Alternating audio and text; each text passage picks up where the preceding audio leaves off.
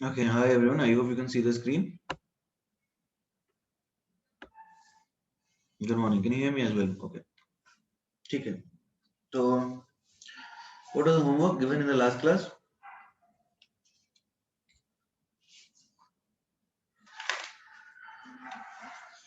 In text exercise 4. Okay. ठीक है. पहले in text exercise 4 कर लेते हैं discuss. फिर आगे बढ़ेंगे. इसमें कोई doubt है everybody? Any doubt in text exercise 4?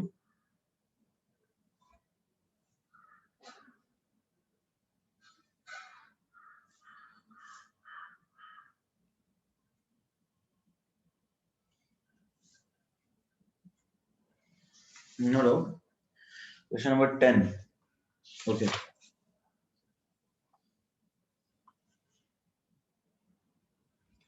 Question 10 है 0.1.5 molar ammonium benzoate is hydrolyzed to 0.2%, 0.25%. देखो अभी यहाँ पे KH जो होता है it is H/1 minus H का होल स्क्वायर. ठीक है, क्योंकि अब देखो ये हम इग्नोर कब करते हैं 1 माइनस H को अप्रोक्सीमेटली 1 तब लिखते हैं जब H की वैल्यू 0.1 से छोटी हो. राइट, यहाँ पर 0.25 है ना गाइस. अच्छा 0.25% है तो इग्नोर कर सकते हैं. 0.25% यानी 0.25/100 हुआ ना. ठीक है, तो ये आ जाएगा 2.5 इंटू 10 की पावर -3. तो KH को अपन लिख सकते हैं 2.5 इंटू 10 की पावर -3 का होल स्क्वायर.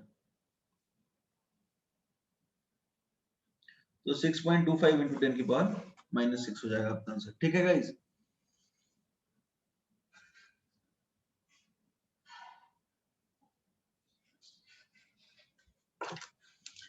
1 माइनस H भी कंसीडर करोगे तो भी तो आंसर बहुत ज्यादा फर्क थोड़ी पड़ेगा.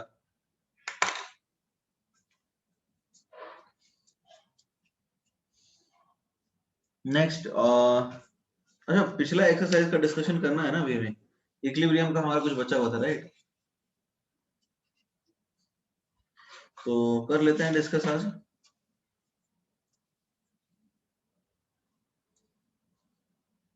है ना, तो बताओ कहां से करना है स्टार्ट.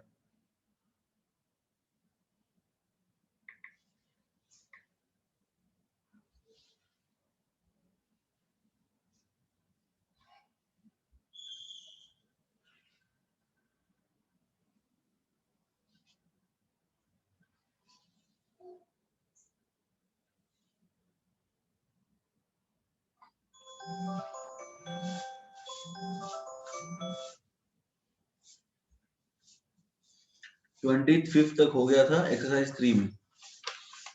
ठीक है, तो उसके आगे ही करते हैं.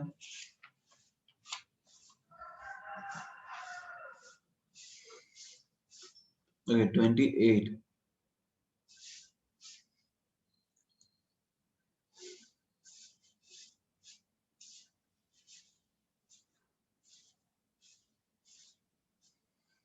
केमिकल इक्विलिब्रियम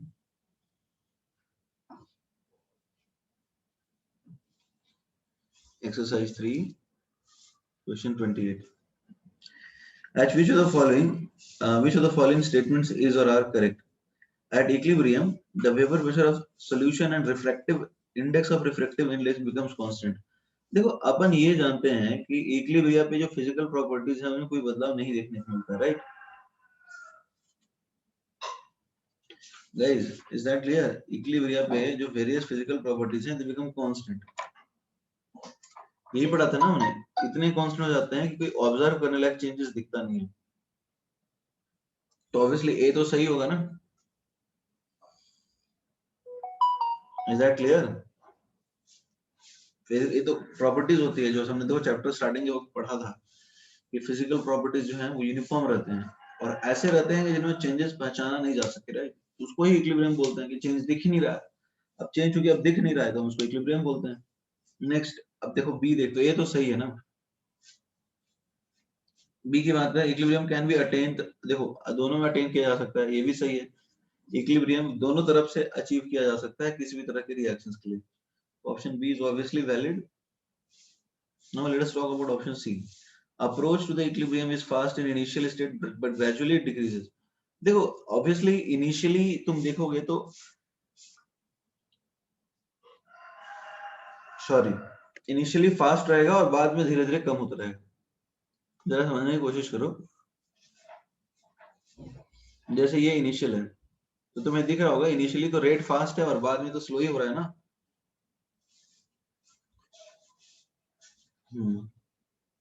रिफ्रैक्टिव इंडेक्स नहीं जानते हो क्या एवरीबॉडी?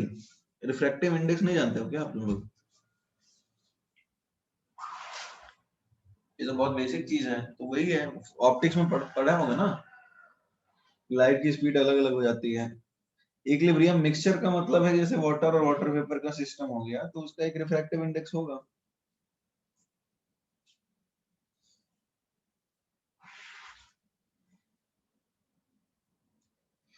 और हाँ वही है, ऑप्शन डी में क्या लिखा है, इक्विलिब्रियम इज डायनामिक, तो यहाँ तो सारे सही हैं। नेक्स्ट बताइए।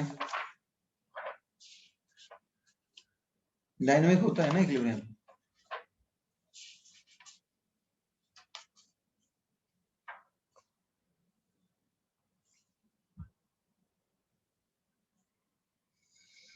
फोर्टी थ्री, ठीक है। 35, 51, 34, ओके 34 करते हैं फिर।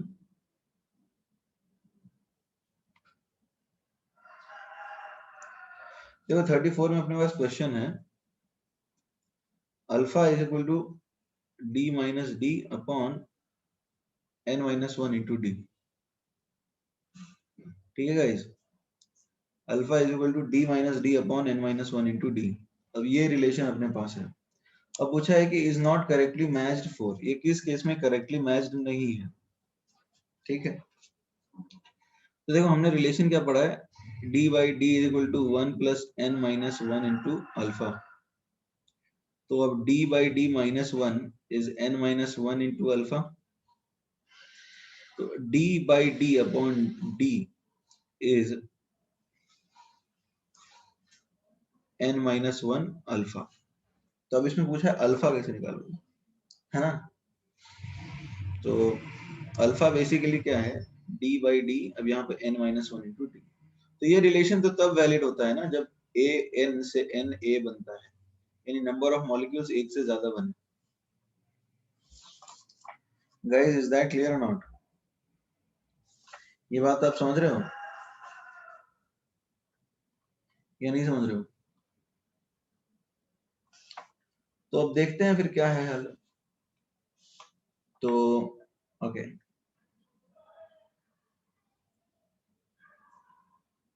अब जरा देखो, अब ऐसे केसेस में कौन सा है जहां n से 1 छोटा दिख रहा है बताओ? आई थिंक सी है केस। वैसे n by two plus n by three जो है,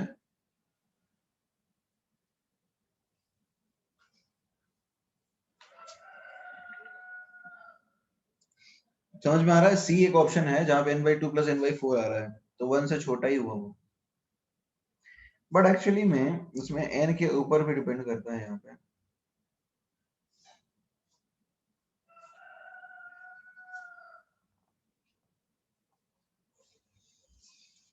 एक मिनट हुआ है ना।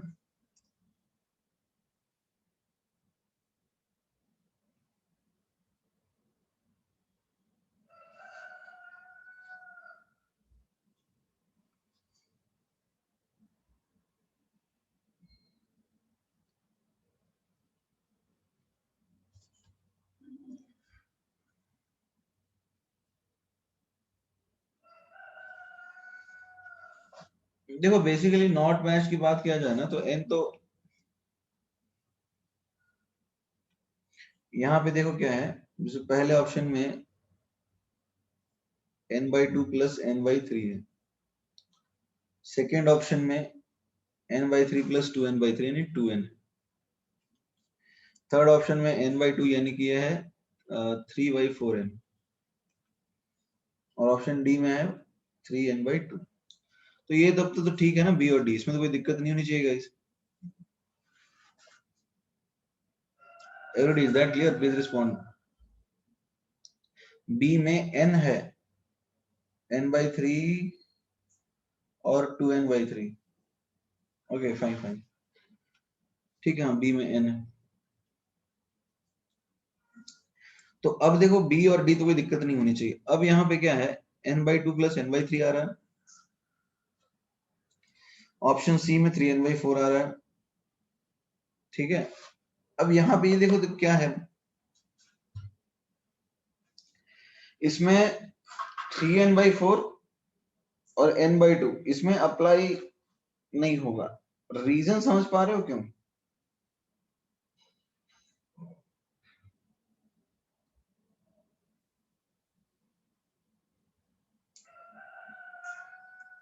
गाइस रीजन समझ पा रहे हो? देखो इसमें थोड़ा एम्बिगुअस तो है। डी में n/2 आएगा, नहीं डी में 3n/2 आएगा ना, n/2 प्लस, देखो यहाँ पे क्या है, यहाँ पे n/2 + 1 आएगा। डी की बात कर रहे हो ना, यहाँ n/2 + 1 आएगा।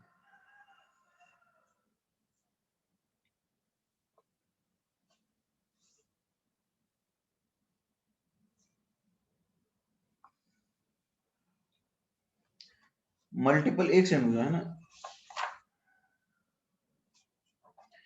तो अब देखो पहले तो एक सेकंड रुको, पहले तो ये चीज डिफाइंड नहीं होती है n के लिए।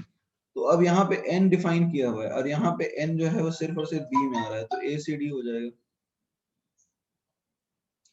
यार ये अजीब सा क्वेश्चन है, ठीक है चलो, समझ में आया?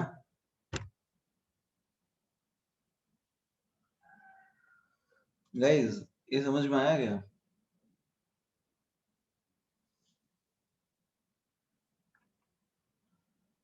ए क्यों नहीं ए क्यों होगा? अच्छा देखो सिंपल से टर्म्स में देखते हैं, समझा देता हूँ फिर से, टेंशन मतलब। हमने ये रिलेशन जो पढ़ा था ए एन से एन ए, ठीक है, तो इसमें हमने ये पढ़ा था ना dy/d = 1 + n-1 into alpha. Short में बता देता हूँ। तो ये तो फॉर्मूला तब लगता है ना कि जब तुम्हारा यहाँ पर 1 मोल है और यहाँ पे n मोल है, तो ये फाइनल इज टू इनिशियल का रेशियो n आ जाए। मतलब जैसे मान लो 4a gives 5b है तुम्हारा, तो a gives तुम क्या लिखोगे 5/4b, तो इस केस में n आपका 5/4 यानी 1.25 आएगा गाइस। Is that clear? तो अब जरा समझने की कोशिश करो, जब ये n 1/25 आ रहा है तो यही हम पुट करते हैं ना यहाँ पे। Is that clear? तो अब यदि हम फॉर्मूला में n यूज कर रहे हैं तो प्रोडक्ट के मोल्स n फाइनल लिख देता हूँ, total moles of product upon total moles of reactant, हमें n आना चाहिए, तो ये फॉर्मूला लगा सकते हैं। ये ठीक है? तो अब वैसा सोचो ना कि ऑप्शन ए में n/2 प्लस, वही मैं लिख रहा था यहाँ पे, n/3 आ रहा है, इनिशियली 1 है तो रेशियो ये आ रहा है। ऑप्शन बी में देखो क्या है, तो ये n आ रहा है, ऐड करके देख लो। ऑप्शन सी में क्या आ रहा है, 3n/4 आ रहा है, और ऑप्शन डी में n/2 + 1 आ रहा है। तो n के लिए लगाते हैं ना, तो ये तो सिर्फ बी में लग रहा है, बाकी सब में नहीं लगेगा। Next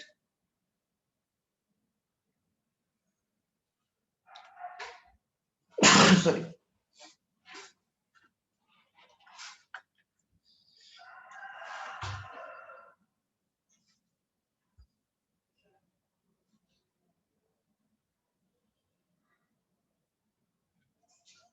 thirty five.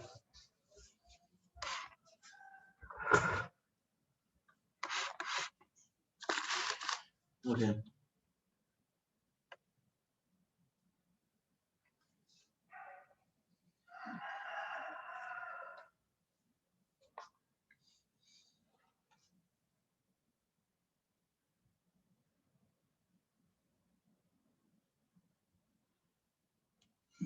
देखो अपने पास एक रिएक्शन है a + b gives c + d।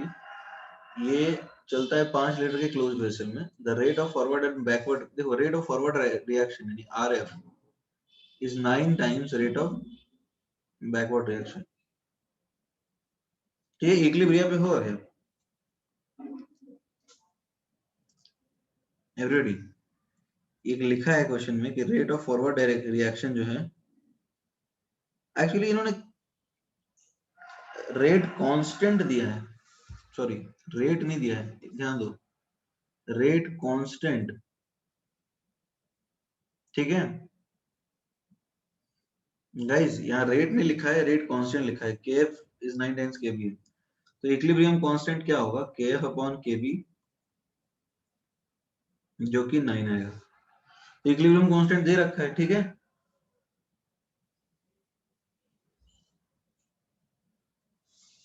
Okay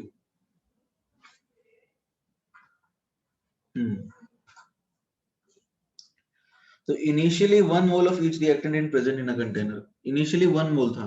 तो अब करते जाओ, इस तरह के काम तो हम लोग कर ही चुके हैं, ठीक है गाइस। तो 1 था, ये भी 1 था, और ये कुछ नहीं था, तो ये 1 माइनस एक्स, तो ये एक्स बनता जाएगा, ठीक है। अब वॉल्यूम लिया है 5 लीटर, राइट, तो 5 से डिवाइड मारो, फिर केसी आपको दे रखा है 9, तो ये x square upon 1 minus x का होल स्क्वायर आएगा 9, यानी एक्स अपॉन 1 माइनस एक्स आएगा 3। क्लियर है गाइस? तो 3 into 1 minus x is equal to x, so 3 minus 3x is x, so 3 is 4x, तो x क्या आएगा, 3/4 आएगा। अब देखो क्या पूछ रहा है, और kp यहाँ पे kc के बराबर होगा, क्योंकि तुम्हें जानकारी तो है ही। तो I think you can now answer this question. अब तो जो भी पूछ रहा है वो आ ही जाएगा ना। नेक्स्ट क्वेश्चन बताइए।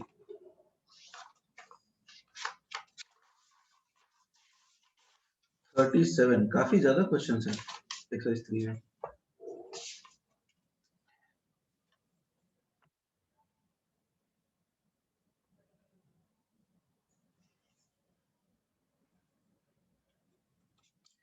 37 क्या है, the vapour density of the equilibrium. देखो तुम्हारे पास एक इक्विलिब्रियम है, PCl5 गैस डिसोसिएट करता है PCl3 gas plus Cl2 gas. अब वेपर डेंसिटी इंक्रीज करना है, देखो डिसोसिएशन होगा, ये समझने की कोशिश करो।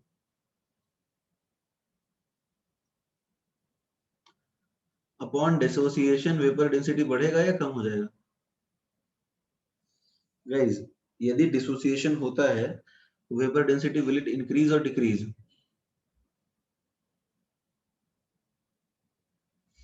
It will decrease. गलत लिखा था मैंने। अरे समझ में आया डिक्रीज क्यों करेगा, इसका मोलर मास ज्यादा है और इसका मोलर मास कम है, तो डिसोसिएट हो रहा है, तो एवरेज मोलर मास तो कम होगा ना। Guys are we clear on this? d by d is 1 plus alpha। तो अब देखो, obviously 1 plus alpha is greater than 1, तो अब जो वेपर डेंसिटी बाद में है वो d अपॉन 1 प्लस अल्फा है, तो अल्फा ज्यादा होगा, ऑब्वियसली वेपर डेंसिटी तो कम ही होगा। ये समझ में आ रहा है guys? Please respond the chat box. Okay, तो अब ये रिएक्शन मतलब कम करना है, यानी कि फॉरवर्ड भेजना है, यही क्वेश्चन है ना। तो अब पता है इसको कि फॉरवर्ड रिएक्शन कैसे जाएगा, ये एंडोथर्मिक रिएक्शन है, हीट देने पर तो बॉन्ड टूटता है। तो अब बताना तुम्हें सिर्फ ये है कि किस केस में रिएक्शन फॉरवर्ड जा रहा है। फॉरवर्ड जाएगा तो ऑब्वियसली कम हो जाएगा। तो अब तो इजी है ना क्वेश्चन गाइस, अब तो इजी क्वेश्चन है, आगे बढ़ सकते हैं आप। इंक्रीजिंग टेम्परेचर पे जाएगा, ऑब्वियसली जाएगा। प्रेशर डिक्रीज करते हो तो गैस रिएक्शन उस तरफ जाता है जिधर मोल्स ज्यादा हैं, तो ये भी जाएगा। प्रेशर बढ़ाओगे तो उस तरफ जाता है जिधर गैस के मोल्स कम है, तो ये नहीं जाएगा प्रोडक्ट की तरफ। डिक्रीजिंग टेम्परेचर, फिर डिक्रीज करोगे टेम्परेचर तो बैकवर्ड एक्स उधर जाएगा, तो आंसर ए और बी हो जाएगा। ठीक है गाइस, नेक्स्ट 43 का बी। okay.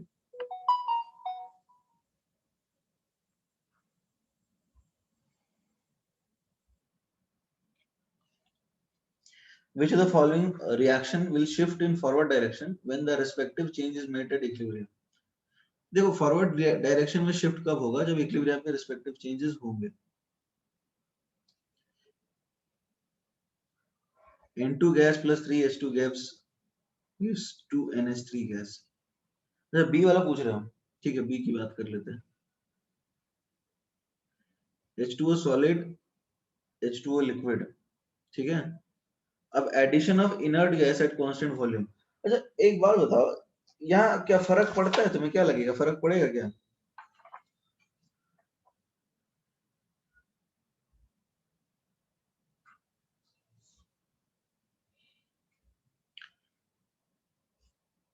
देखो कांस्टेंट वॉल्यूम पे तुमने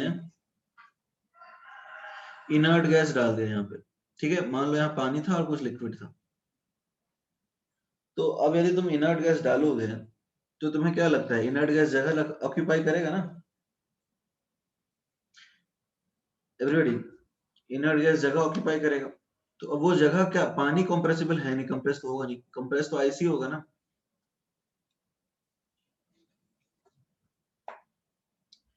कंप्रेस तो आइस ही होगा, आइस जो है वो जगह कम लेगा। तो अब आइस का डेंसिटी देखो, तो अब क्या होता है ये तो, यानी आइस का वॉल्यूम कम हो गया, तो ये प्रेशर बढ़ने वाला केस टाइप नहीं हो गया? एवरीडे इनर्ट गैस ठूसते जाओगे इसके अंदर तो प्रेशर बढ़ जाएगा। तो प्रेशर बढ़ाने पे रिएक्शन उस तरफ जाता है ना जिधर डेंसिटी ज्यादा है, फॉरवर्ड जाएगा ये। ठीक है श्रेयस, क्लियर हो गया?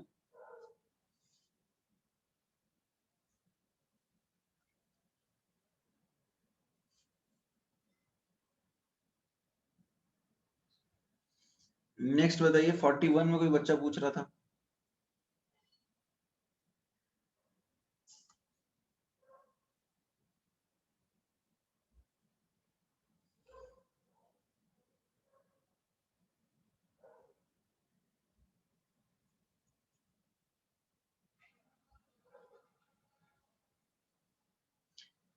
One mole each of H2 and I2 are introduced in 1 liter evacuated flask at 520 degree Kelvin and equilibrium is established. अच्छा एक बात बताओ, इसमें जो है कॉन्सेंट्रेशन ऑफ HI मतलब कैसे चेंज करोगे? एवरीबॉडी कैसे चेंज करोगे? बहुत एक का डाउट है क्या? अच्छा यहाँ पे प्रेशर डेल्टा Ng जीरो है, ये समझ में आ रहा है सबको? एवरीबॉडी, तो अब प्रेशर का कोई रोल होगा यहाँ पे?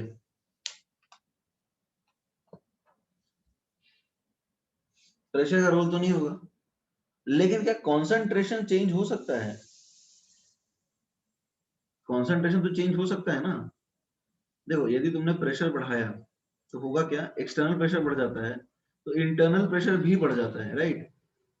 लेकिन जैसे मान लो डबल होता है, तो इसका भी डबल हो गया, इसका भी डबल हो गया, इसका भी डबल हो गया, तो रिएक्शन कोएफिशिएंट अनचेंज होता है। पार्शियल प्रेशर तो गाइस चेंज होते हैं ना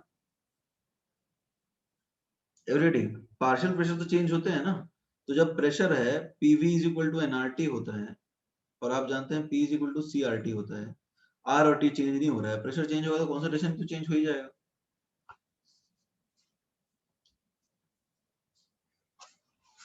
तो आंसर का इसका ऑप्शन ए होगा। आगे बढ़ सकते हैं गाइस। पार्शियल प्रेशर चेंज होता है आयुष, हमने पढ़ा है, तुम नोट्स चेक कर लो, हमने पढ़ा था ना ये चीज।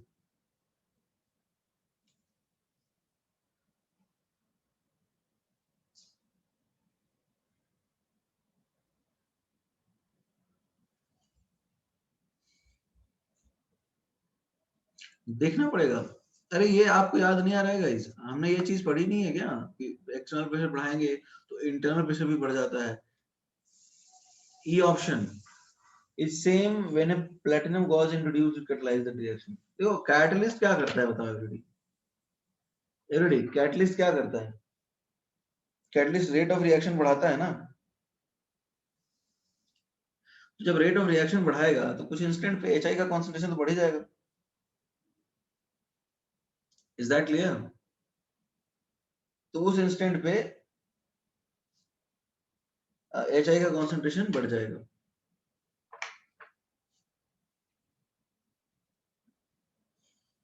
नेक्स्ट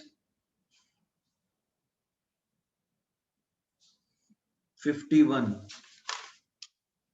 51 के पहले किसी का कोई डाउट है?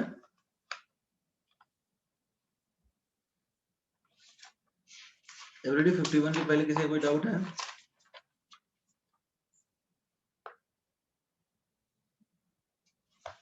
सलोनी, which question are you talking about?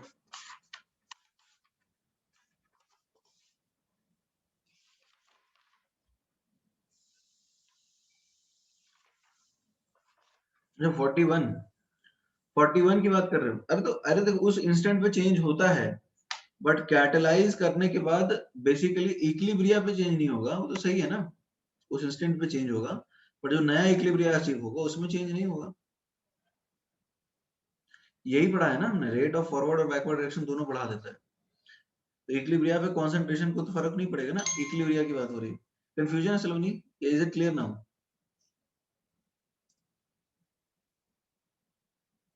ठीक है, देखो कैटलिस्ट के बारे में हमने ये पढ़ा था कि रेट ऑफ फॉरवर्ड और बैकवर्ड डायरेक्शन दोनों बढ़ा देते हैं। ठीक है, रेट ऑफ फॉरवर्ड और बैकवर्ड डायरेक्शन दोनों बढ़ा देते हैं, सच दैट इक्विलिब्रिया में खास चेंजेस नहीं होते। Fine.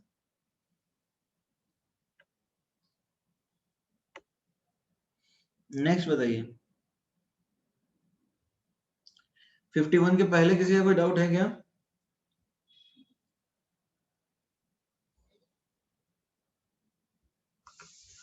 50,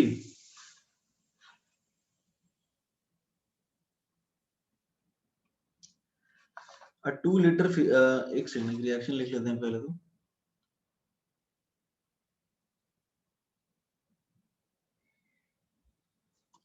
A gas reversible B gas है, 2 litre vessel is filled with 1 mole of gas in A and B. Kc is 1.5.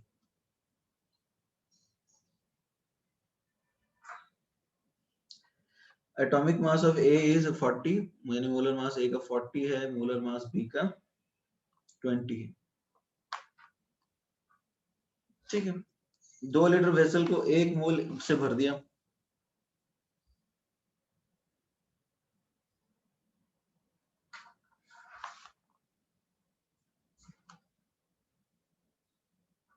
Okay, और Kc 1.5 है, तो यानी 1 माइनस एक्स, और ये कुछ 1 प्लस एक्स होगा, तो 1 minus x upon 1 plus x को सॉल्व करें तो ये 3/2 है, तो 2 plus 2x is 3 minus 3x। ठीक है गाइस, तो ये कितना आ जाएगा, x.2 आएगा राइट, तो a आएगा कितना 1.8 और b आएगा कितना 1.2। ठीक है, तो अब क्या है, a versus time, concentration of a versus time. अब जरा समझते हैं इस चीज को कि ये बोलना क्या चाह रहे हैं। तो a versus time is graph 1, b versus time is graph 1। अच्छा ये बताओ, क्या तुम्हें लग रहा है क्या होना चाहिए हमें? अरे a का कॉन्सेंट्रेशन डिक्रीज हो रहा है और b का बढ़ रहा है राइट, तो a का ग्राफ नीचे जाना चाहिए ये, और b का ग्राफ ऊपर आना चाहिए। क्या दिक्कत है इसमें?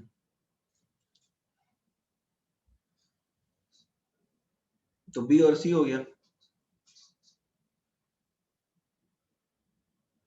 क्लियर है गाइस, या अभी भी डाउट है? ए और डी दिया है आंसर, आंसर चेक करो यार, मैंने भी चेक किया, बी और सी ही दिया है।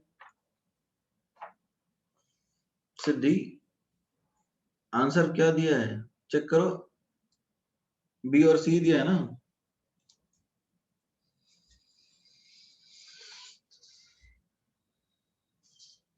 नेक्स्ट बताइए, 51,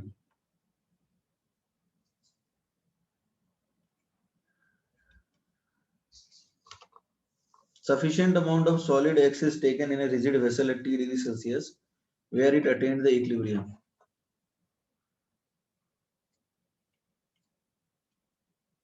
सॉलिड एक्स इक्विलिब्रिया है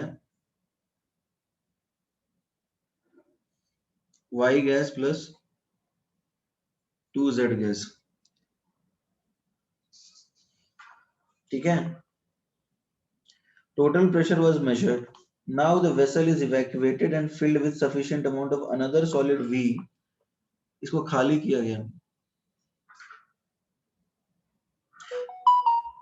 एक सिंपल रिएक्शन लिख लेते हैं ना,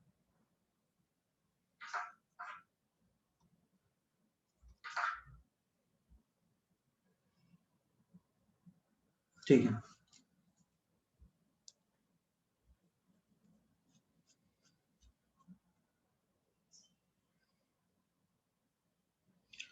देखो पहले केस में क्या था, पहले एक सॉलिड को डाला गया, उसके बाद टोटल प्रेशर मेजर किया, फिर वेसल को खाली कर दिया और फिर वी भर दिया गया। Total pressure is now found to be double of the previous one. अच्छा, ये समझ में आ रहा है कि करना क्या चाह रहे हैं? ये यदि x है तो ये 2x होगा ना, और ये यदि y है तो ये 2y होगा। Is that clear guys? तो यहाँ टोटल प्रेशर 3x है, यहाँ 3y है। अब आपको क्या लिखा हुआ है कि 3y इज 2 टाइम्स 3x, यानी y इज बेसिकली 2x, यही ना?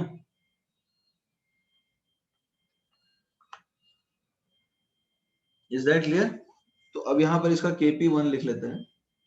इसका kp1 आएगा x इंटू 2x का होल स्क्वायर यानी 4x क्यूब। यहाँ इसका जो kp2 है y इंटू 2y का होल स्क्वायर यानी 4y cube. Is that clear? तो अब kp1 अपॉन kp2 यदि देखते हैं तो x cube upon y cube आएगा यानी 1/8 आएगा। गाइस इज दैट क्लियर और नॉट? ये लिखना है अभी कि आगे बढ़ जाए?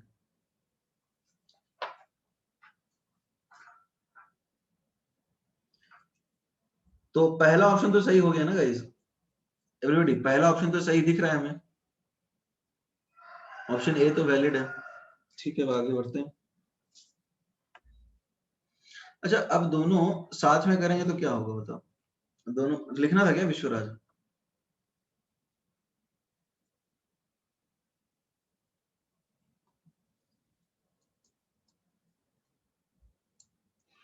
ठीक है, अब देखो साथ में एक अब बोल रहा है कि दोनों को साथ में रख दिया। ठीक है, क्वेश्चन में ये बोला जा रहा है।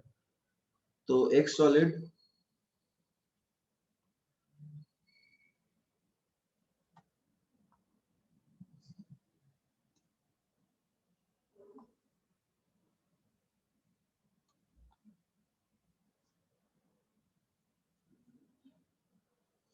तो अब देखो यहाँ पे हमने x माना था, यहाँ 2x माना, यहाँ y माना और यहाँ पे 2y माना।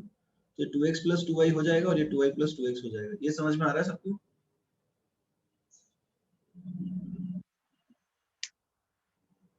इज दैट क्लियर और नॉट? अब हमें y is equal to 2x लिया हुआ है, जानकारी दी हुई है। तो हम एक काम करें, हर जगह y की जगह 2x लिख दें तो चलेगा क्या? हर जगह y की जगह पे 2x लिख देते हैं। ये क्या आ जाएगा? 2x प्लस 4x, 6x आ जाएगा, और यहाँ पे भी आ जाएगा 6x। ठीक है, तो अब तो हमारे पास सारी जानकारी है ना, ये 6x है, ये 6x है।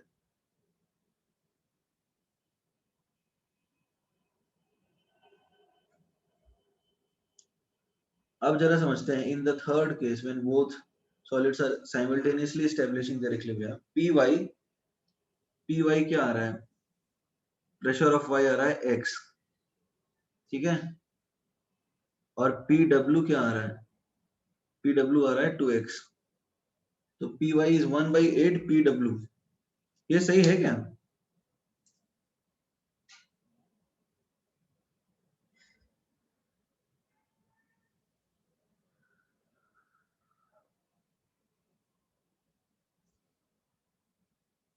एक second, P Y in third case is 1/3 under root 3 in first case। रुक जाओ अभी, रुक जाओ, आंसर पहले ही देख लेते हैं बच्चे।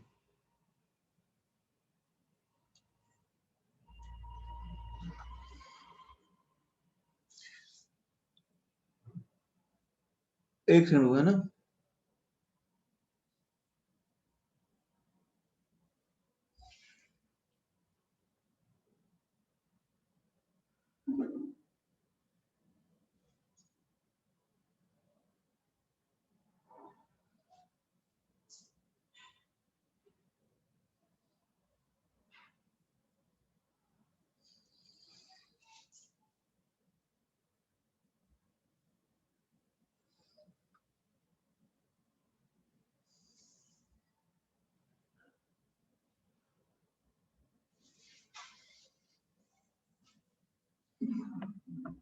ठीक है, कुछ और एनालिसिस कर ही लेते हैं।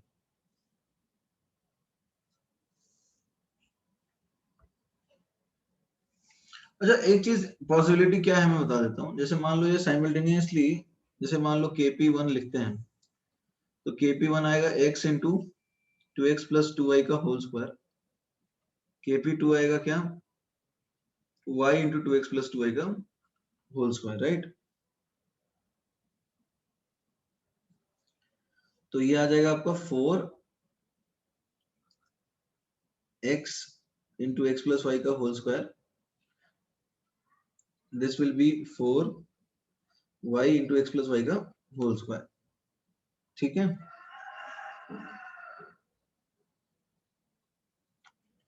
तो kp1 प्लस kp2 यदि करते हैं तो क्या आता है, 4x x प्लस y का whole square plus 4y x plus y का होल स्क्वायर। अब x प्लस वाई कॉमन का स्क्वायर कॉमन ले लो तो 4x प्लस 4y आएगा, यानी कि 4 इंटू एक्स प्लस वाई का whole cube is equal to kp1 plus kp2। ठीक है गाइस,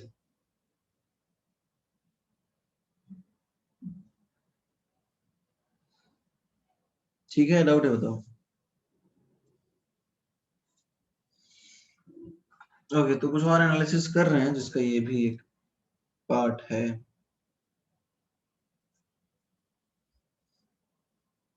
ठीक है,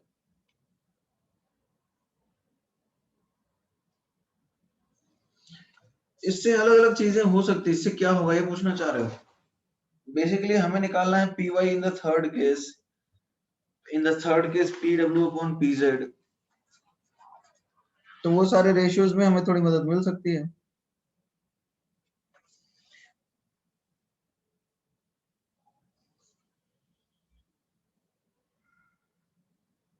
ठीक है,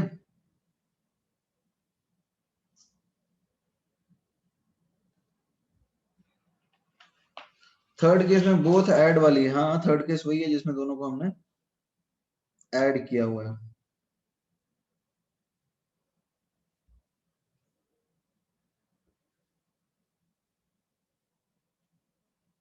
ठीक है ना। तो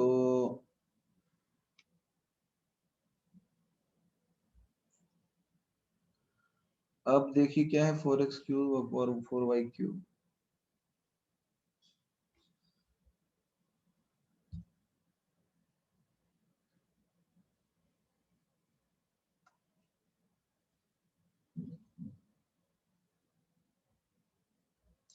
अच्छा देखो, इसमें एनालिसिस करने का भी हमें कोई खास फायदा नहीं है। क्वेश्चन में कुछ तो पंगा है।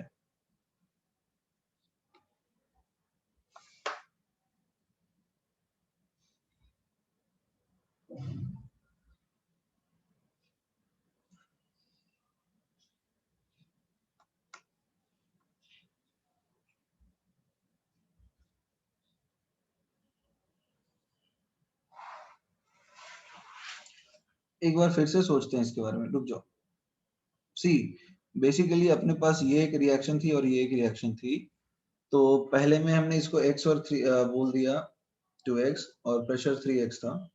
यहाँ y और 2y और टोटल प्रेशर 3y था। अब यहाँ लिखा हुआ था कि 3y जो है वो डबल है इसका। ठीक है,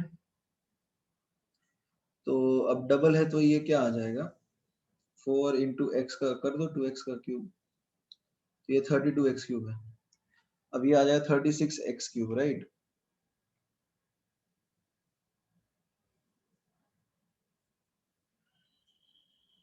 तो इसको 32x क्यूब और 4x क्यूब, 36x क्यूब लिख लो। So 4 into X plus Y का whole cube is 36x cube. तो अब यहाँ पे क्या मिल सकता है, x प्लस वाई का whole cube is equal to 9x cube. ठीक है,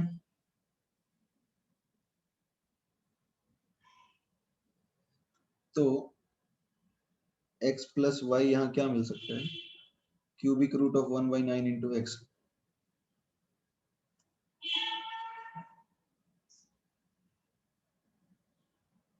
अच्छा ये 3√3 कुछ टाइप के वैल्यू समझ में आ रहा है तुम्हें कैसे बन रहा है?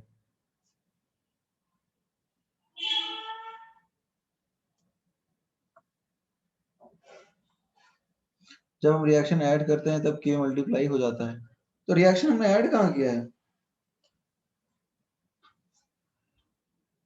श्रेयस हमने रिएक्शन कब ऐड कर दिया?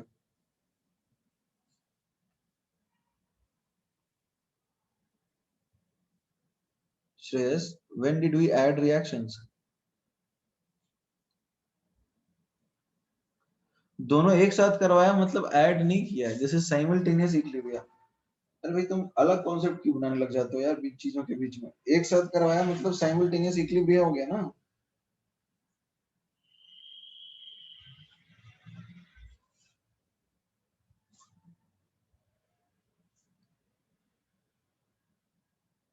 x को py और y को pw लिख सकते हैं, हाँ वही लिख सकते हो, बिल्कुल लिख सकते हो। x को py और y को pw लिख सकते हो, तो वही रिलेशन चाहिए ना हमें py और pw के बीच में।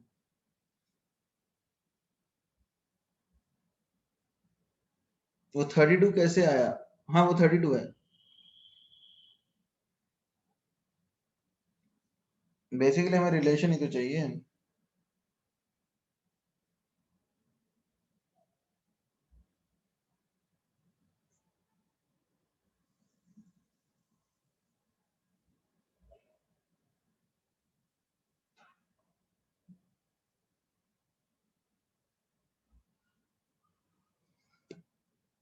अरे 32 प्लस 4 36 होता है ना सिद्धेश।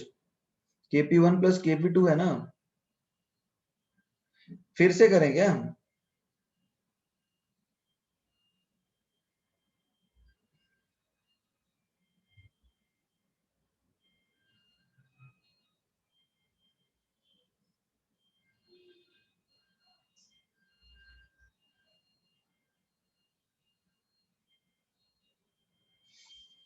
देखो यहाँ पे x अपना py है, ठीक है, और y अपना pw है, ठीक है, और pz की बात भी हो रही है, pw अपॉन pz की बात हो रही है, pw, एक सेकेंड, pw यानी पूछ रहा है y, pw अपॉन pz यानी y अपॉन, यानी तुमसे पूछ रहा है y upon 2x plus 2y, यही ना? तो अपने को ये रेशियो निकालना है, x बाई y निकालना है। नहीं, ठीक है, तो बेसिकली देखो अपने पास एक रिलेशन तो ये आ गया, x प्लस वाई इज 3√3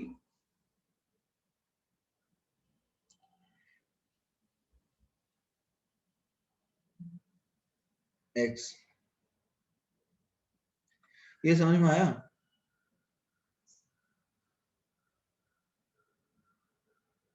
ये कैलकुलेशन एक चेक कर लेते हैं। देखो इसको ऐसा लिख सकते हैं ना, 3 की पावर 2 बाई 3x। ठीक है, कोई डाउट है? तो अब ये क्या आ जाएगा तुम्हारा, इसको ऐसा लिख दें 3 की पावर 2 बाई 3x। ठीक है, अब इससे रिलेट हो रहा है क्या? देखो तो सेकंड वाला ऑप्शन,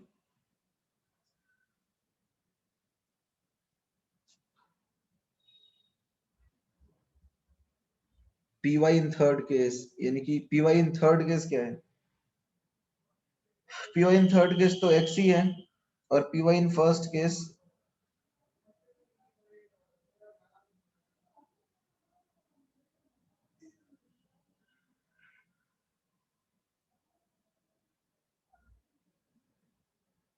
अरे एक चीज मैं बताऊं, यहाँ क्वेश्चन में थोड़ा सा पंगा है। नहीं नहीं, इसमें एक्चुअली पंगा है, बेसिकली मैं बता रहा हूँ ना, P Y in third case change नहीं होगा क्योंकि वो कॉमन नहीं है, और इन्होंने आंसर दिया है इसको, राइट?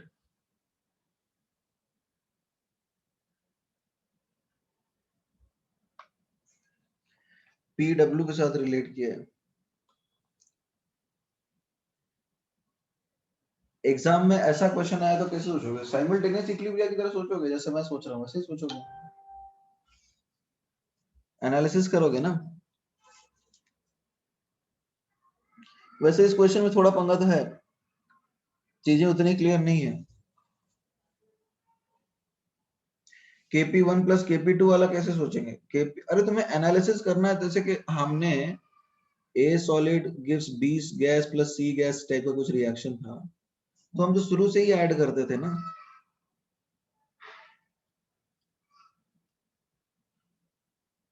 तो ये तो अपना एक कॉमन अप्रोच है जो हम हर बार करते आ रहे हैं। ये तो अपना एक कॉमन अप्रोच है जो कि हम हर बार करते आ रहे हैं, ताकि कुछ रिलेशन बने, उससे हमारा आंसर आए।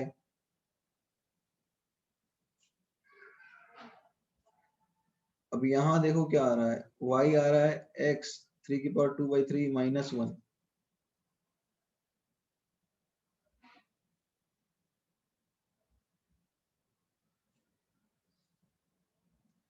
फिर इसके बाद इसमें बहुत सारे सब्स्टिट्यूशन है। KP1 प्लस KP2 कब किया हमने? ये क्या बोल रहा है?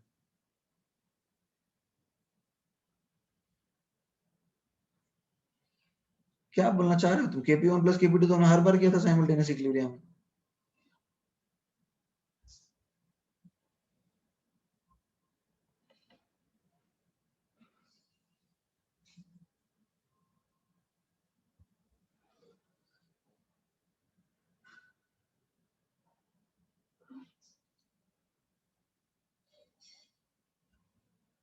ये क्वेश्चन छोड़ दो, इसमें पंगा है थोड़ा। नेक्स्ट क्वेश्चन बताओ, will see it at the last. 52 का सी।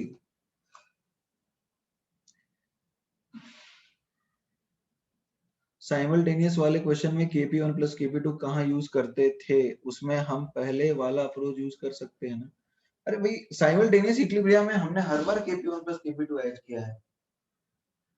साइमल्टेनियस इक्विलिब्रियम का एक बार देख लो नोट्स, तुमने यदि बनाया होगा तो किस तरह से हमने सॉल्व किया था वहां। हर बार हमने KP1 प्लस KP2 ऐड किया था एनालिसिस करने के लिए, तो एक तो जनरल अप्रोच होता है उस केस में। यहाँ भी वही कर रहे हैं, कुछ एक्सेप्शन थोड़ी है। तुम एग्जाम में कैसे सोचोगे? वैसे जैसे जनरल तरीके से सोचते हैं, ये तो अब क्वेश्चन के एनालिसिस के बहुत सारे तरीके हैं, जैसे मैथ्स में क्वेश्चन बनता है वैसे ही ये बन रहा है कि तुम सोच सकते हो कितना करना।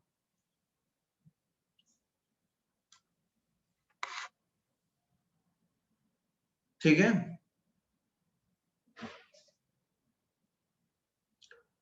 बट इस क्वेश्चन में थोड़े पंगे हैं, डेटा उतने सही से दिए नहीं हुए हैं। ये क्वेश्चन सही नहीं, इसको मैं देख लूंगा फिर डिस्कस करूंगा। कुछ पंगा है इसमें। क्वेश्चन 52 है, कैल्शियम कार्बोनेट डिसोसिएट होता है कैल्शियम ऑक्साइड प्लस CO2 के अंदर, और CO2 फर्दर डिसोसिएट होता है CO प्लस हाफ O2 में। अब पूछा क्या, देखो ये भी साइमल्टेनियस इक्विलिब्रिया है every day. Is it simultaneous equilibria? अरे है भाई, देखो ना, ये है और उसके बाद फिर ये फर्दर रिएक्शन कर रहा है, तो इसके तुम्हारे पास A मोल्स हैं और इसके B और इसके B/2 बन रहे हैं, तो यहाँ A माइनस बी और यहाँ भी A माइनस बी होगा। ये क्लियर है?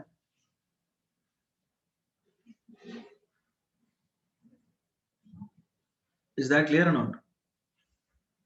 ठीक है, तो अब जब CO2 ऐड करोगे आउटसाइड से, राइट, क्वेश्चन में पूछा जा रहा है कि CO2 ऐड करोगे आउटसाइड से, तो CO2 ऐड करोगे तो पहले रिएक्शन में क्या होगा बताओ एवरीडी? CO2 तुम ऐड करोगे तो ऐड करने पर रिएक्शन किधर जाता है, फॉरवर्ड या बैकवर्ड? बैकवर्ड जाता है, तो ये बैकवर्ड जाएगा। ठीक है, ऑब्वियसली। और अब तो बाकी ऑप्शन देख लेते हैं। Partial pressure of CO2 will increase, partial pressure CO2 का इंक्रीज होता है। दूसरा है partial pressure of CO2 will decrease, no shift in second equilibria, backward shift in first equilibria. Okay, ठीक है।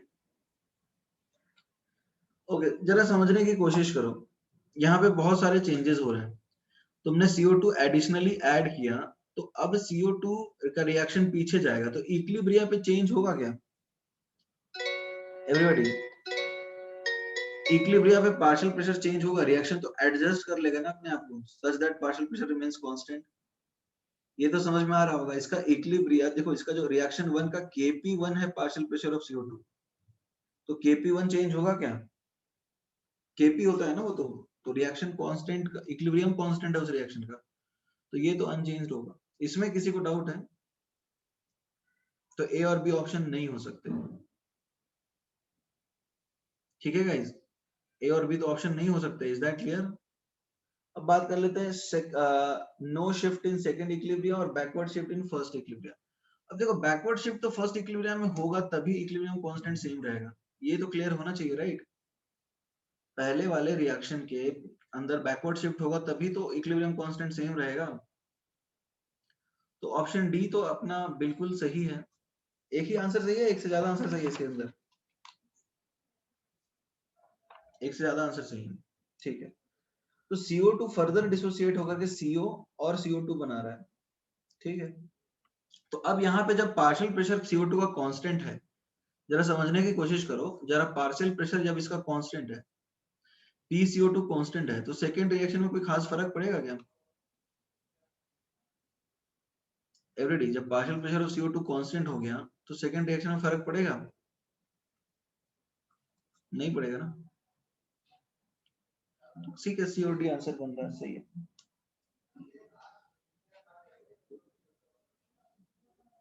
आगे बढ़ सकते हैं नेक्स्ट।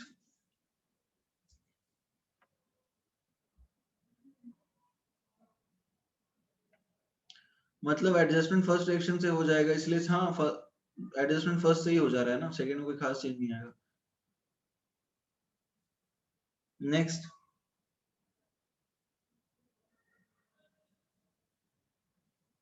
$54।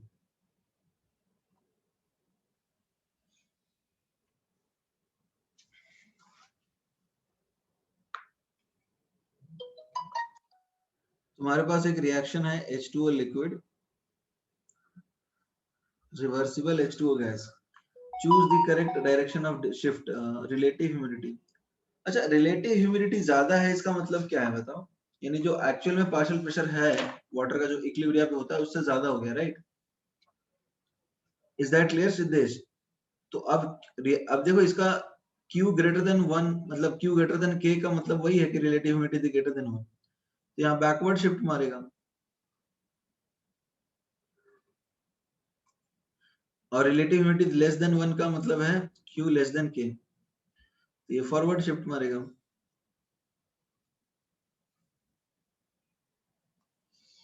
तो आसान है, नेक्स्ट बताइए।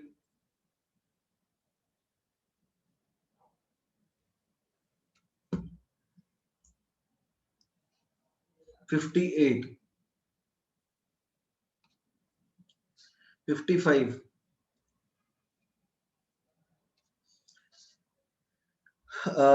an industrial fuel water gas is consist of mixture of CO, H2 and CO, can be made by passing steam over red hot iron.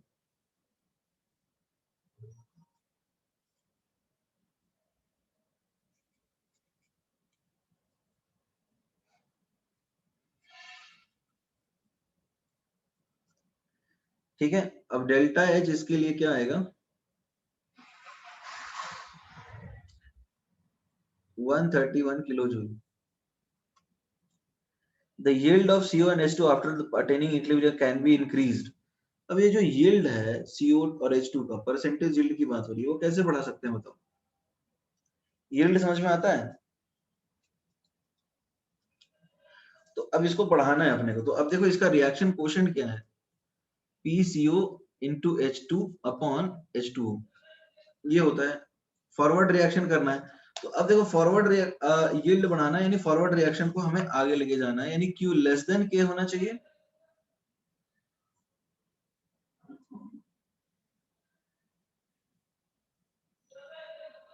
है ना? तो अब देखो ना, एक काम करते हैं, यदि तुम इसको बढ़ाओगे तो रिएक्शन कोशेंट तो कम हो जाएगा ना। ये समझ में आ रहा है? जब तुम P/H2O बढ़ाओगे तो रिएक्शन कोएफिशिएंट कम हो जाएगा तो फॉरवर्ड जाएगा। Is that clear? दूसरा, तुम्हें सारे ऑप्शंस में डाउट थे या सिर्फ ए में?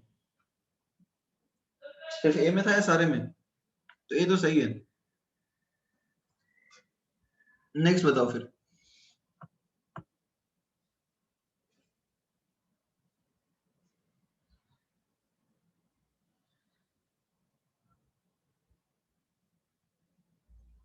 सिक्सटी फाइव के पहले किसी को कोई डाउट है?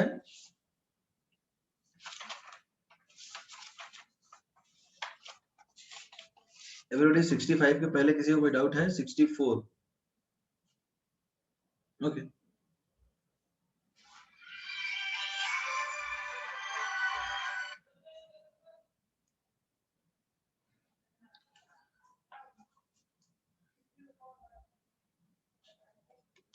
देखो 64 क्या है, manufacturing of lime from limestone is as follows.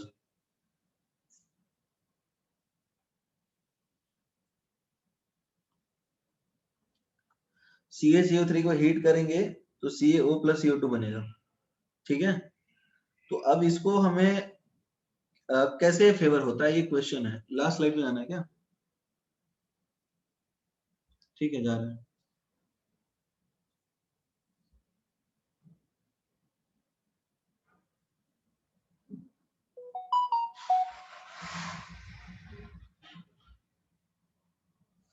Fifty eight का क्या बताया? 58 कहाँ बताया हमने? 58 बात हुई थी क्या? पूछा था क्या किसी?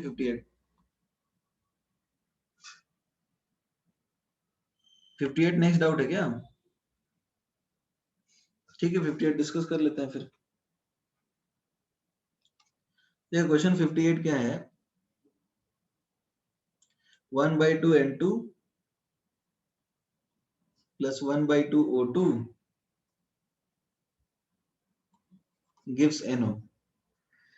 अब जो डेल्टा Ng यहाँ जीरो है, ये समझ में आ रहा है? एवरीबॉडी डेल्टा Ng जीरो है। Is that clear?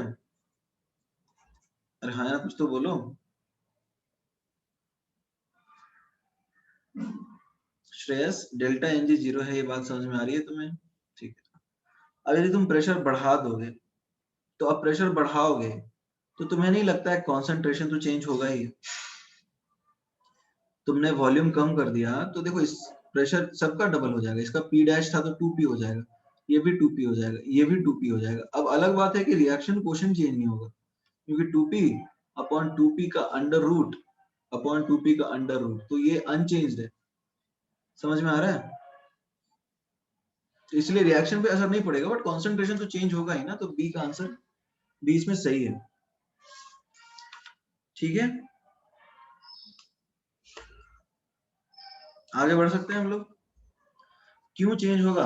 अरे क्योंकि कॉन्सेंट्रेशन इसलिए चेंज होगा, अभी वॉल्यूम डबल कर रहे हो तुम, वॉल्यूम हाफ कर रहे हो, तो रिएक्शन कॉन्सेंट्रेशन क्या होता है? N/V होता है। N कांस्टेंट है, V आधा कर दिया, तो C चेंज नहीं होगा।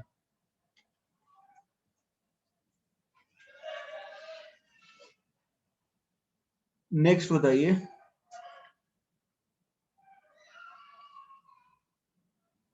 64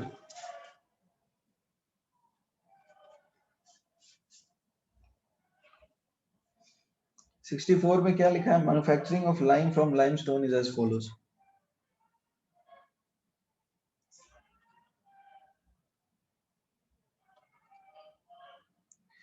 CaCO3 को हीट करेंगे, देन CO और CO2 बनेगा। अब अपन ये जानते हैं कि रिएक्शन एंडोथर्मिक है, राइट? ये जो रिएक्शन है वो एंडोथर्मिक है, so delta H is positive. तो अब यहाँ पे क्या लिखा है? Manufacturing of lime from limestone is as follows. तो इसमें मोस्ट फेवर कब होगा? Most favour, heating limestone is a closed container. Close container में गर्म करोगे, heating limestone in open container, adding more limestone, removing limestone. Okay. तुम्हें क्या लगता है कि what is the best way? देखो हमें करना क्या होता है, यदि हम Q लेस देन K रखते हैं गाइस, यदि हम Q लेस देन K रखेंगे तो हम रिएक्शन हमेशा फॉरवर्ड चलता जाएगा। ये समझ में आ रहा है? और सबसे अच्छा तरीका ये होता है कि डब्बा खुला रखो। डब्बा खुला रखोगे तो क्या होगा, हवा अपने आप कार्बन डाइऑक्साइड निकलता जाएगा। अरे तुम्हें नहीं लगता कि लाइम को रिमूव करना बड़ा कमर्शियली मुश्किल होगा? कार्बन डाइऑक्साइड गैस है, डब्बा खुला रखोगे अपने आप भागता रहेगा, वो रहेगा नहीं वहां पे। तो always Q less than K रहेगा। समझ में आ रहा है? और थ्योरेटिकली सोचो भी कि लाइम को हटाओगे कैसे, वो तो सॉलिड होता है। पता कैसे चलेगा कौन सा लाइम है कौन सा? तो बेस्ट तरीका तो यही है ना कि लाइम बनाना चाहते हो तो डब्बा खुला छोड़ दो, कार्बन डाइऑक्साइड निकलता रहेगा, Q लेस देन K रहेगा हमेशा और रिएक्शन फॉरवर्ड जाता रहेगा। अंडरस्टूड? बेस्ट तरीका यही होगा और क्या। नेक्स्ट बताइए। C adding more limestone to the reaction chamber. अच्छा, लाइमस्टोन ऐड करने पे तुम्हें लगता है कि रिएक्शन फेवर होगा? रिएक्शन कोशेंट क्या है? रिएक्शन कोशेंट है पार्शियल प्रेशर ऑफ CO2। अब बताओ सलोनी, सी से चेंज हो रहा है कुछ? सॉलिड है ना, तो एक्टिव है ही नहीं। Next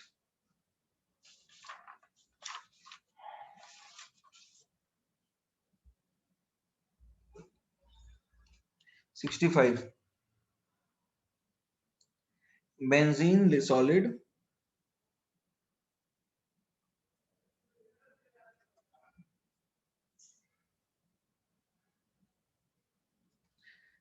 benzene liquid plus heat. ठीक है, ये अपना एक फिजिकल चेंज है।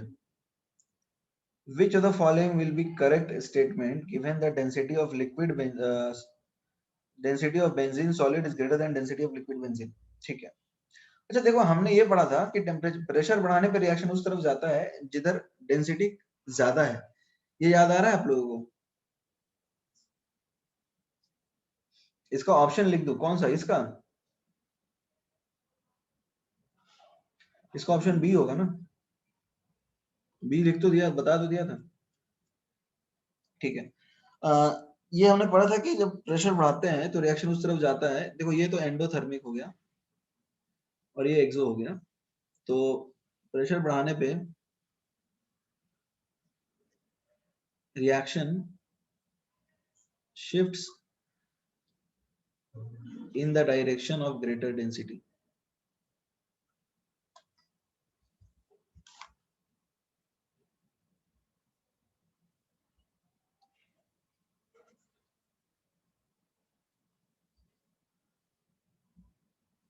ये तो हमको पता है ना, ये दो चीजें हमें समझ में आ गई होंगी।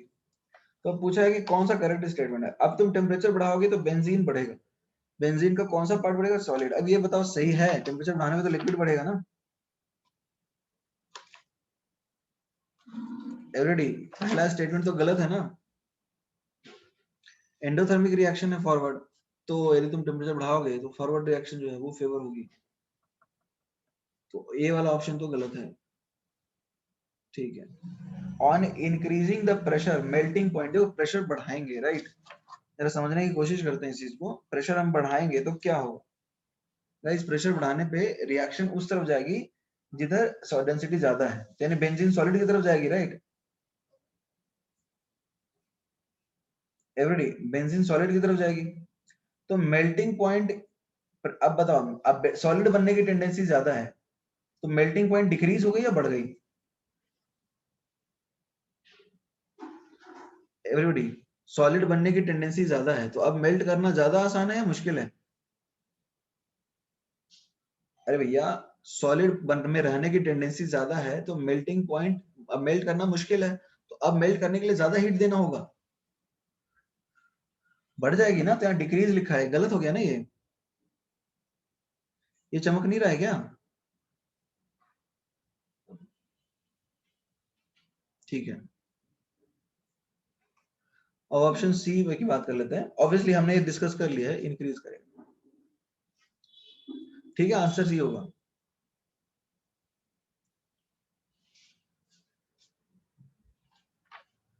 गाइस, सबको चमक गया?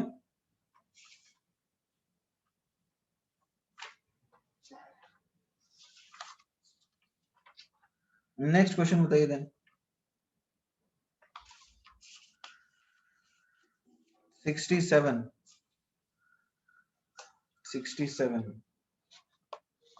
ओके।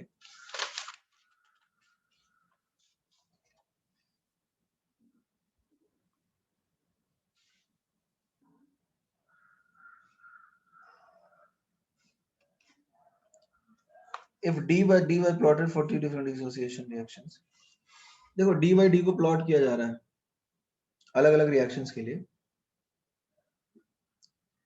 NH4Cl गैस लिखा है, डिसोसिएट होता है NH3 plus HCl।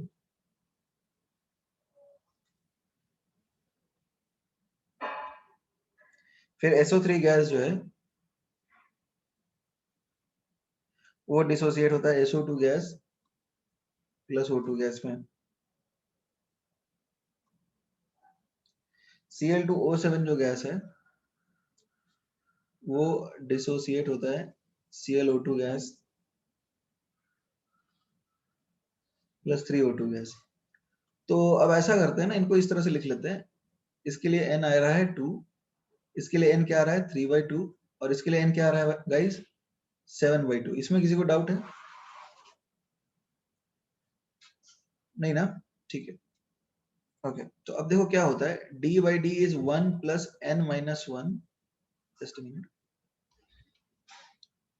into alpha. अब जब तुम प्लॉट करोगे d by d को तो ये y पकड़ लो, ठीक है, ये तुम्हारा इंटरसेप्ट हो जाएगा c और ये m हो जाएगा स्लोप। तो ये ऊपर यहां से कहीं से स्टार्ट होगा। Is that clear? ठीक है, अब ये कहीं यहां से स्टार्ट होता है सपोज। तो अब जरा सोचो कि जिसका n सबसे ज्यादा उसका स्लोप सबसे ज्यादा, राइट गाइस? ये समझ में आ रहा है? सपोज समझ में आ रहा है नहीं आ रहा? तो n सबसे ज्यादा किसका है बताओ? सबसे ज्यादा 3 का है, देख लो। फिर सबसे ज्यादा किसका है 1 का, और फिर इसका सबसे छोटा है 2 का। ये 1 2 और ये 3 है ना, उससे सी आएगा आंसर। ठीक है, नेक्स्ट।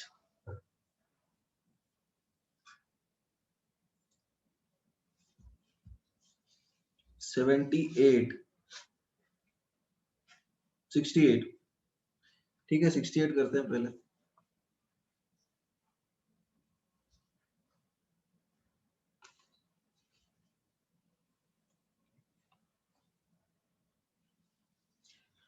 देखो 68 में क्या है, observed vapour density of mixture of N2O4 and NO2। देखो N2O4 गैस डिसोसिएट होकर के NO2 बनाता है।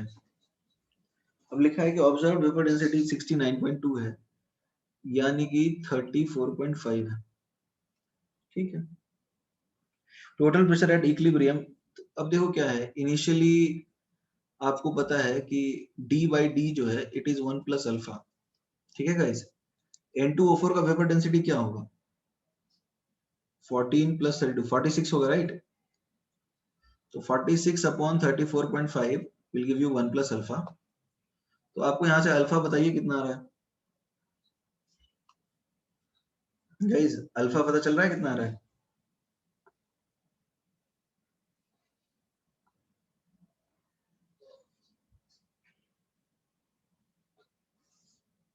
अल्फा कितना आ रहा है बताओ? नहीं बताओगे? अप्रोक्सीमेटली 1/3 आ रहा है क्या? चेक करो everybody, please check, is it 1/3 approximately? तो अब सही है 1/3 आ रहा है, क्योंकि देखो ऐसा है ना, इसको ऐसा लिख दो ना 34.5 अपॉन 34.5 प्लस ये आ जाएगा तुम्हारा 11.5 अपॉन 34.5 इज 1 प्लस अल्फा। तो ये तो 1 ही है, तो अल्फा तुम्हारा अप्रोक्सीमेटली 1/3 आ रहा है। तो ये 1 मोल लो, ये 0 मोल लो, ठीक है। तो ये 1 माइनस अल्फा होगा और ये 2 अल्फा होगा, यानी ये 2/3 है और ये कितना है 2/3। Is that clear guys? Total pressure 2 atm है, तो दोनों तरफ 2 atm मल्टीप्लाई कर दो, ये 4/3 और ये भी 4/3, तो 4/3 का स्क्वायर अपॉन 4/3। कोई दिक्कत है गाइस? एक से रुक जाओ, कहीं कैलकुलेशन मिस्टेक तो नहीं हुई है?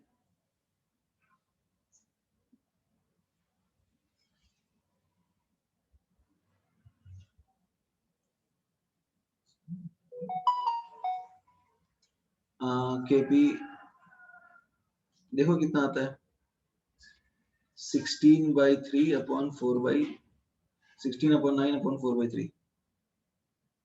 तो ये क्या आ रहा है, 4/3 आ रहा है। 4/3 आंसर है।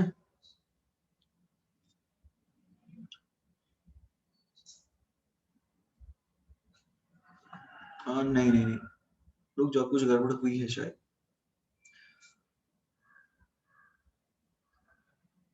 अल्फा 1/3 है तो ये 2/3 आ गया मोल से, तो सही है। अरे हमने एक गलती करी है, रुको, हमने मोल फ्रैक्शंस तो निकाले ही नहीं। रुक जाओ रुक जाओ।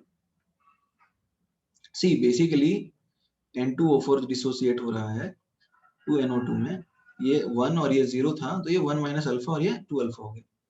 अब ये 1 minus alpha upon 1 plus alpha होगा ना, मोल फ्रैक्शन हमें निकालना है। ठीक है गाइस, इज दैट क्लियर? तो अब ये हमें निकालना है, तो यानी 1 माइनस 0.3 1 प्लस 0.3 इंटू 2, और ये आएगा 2 इंटू 0.33 अपॉन 1.33 इंटू पी, जो कि 2 है। तो ये निकालना पड़ेगा हमें। तो ये आएगा कितना, 0.67 अपॉन 1.33 इंटू 2, और ये आएगा 0. वही मान लो 67 मान लो अपॉन 1.33 इंटू 2।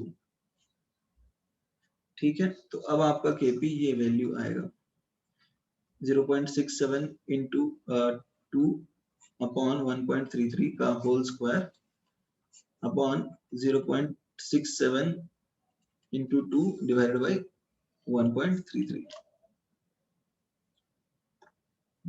ठीक है गाइस, क्लियर है? अब आ जाएगा आंसर। या फिर इसका एक और तरीका होता है, इसका हमने फॉर्मूला लिखा था, इसको ही डिराइव कर लो। 4 alpha square 1 minus alpha square into P आएगा ये।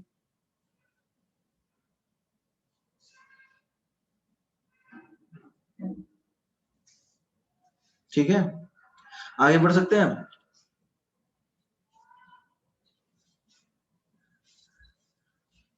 78th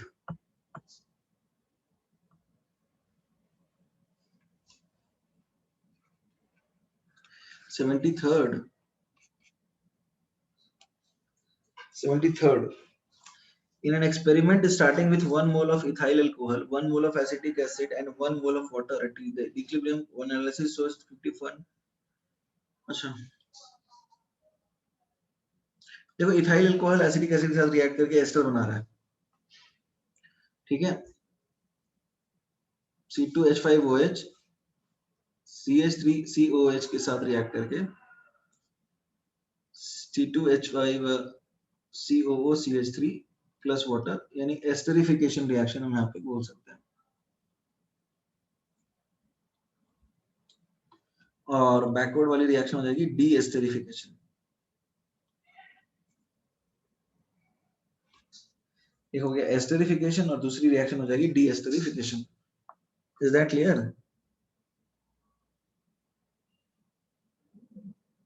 guys? Please respond in the chat box. Clear हो गया ना?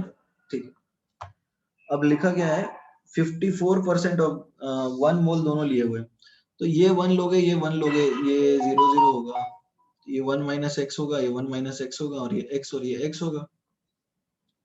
ठीक है सिद्धेश, कोई डाउट तो नहीं है ना इसमें?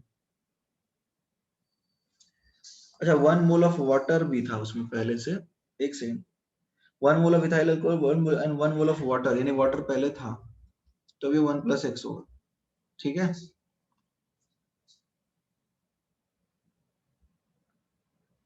कोई दिक्कत है इसमें? अब x आपको दे रखा है, x कितना दे रखा है 0.543, क्योंकि 4.3% ऑफ 1 जो है वो यही आएगा। अब इक्विलिब्रियम कांस्टेंट निकाल लो, अब तो सारी वैल्यूज दी हुई है ना, इज दैट क्लियर?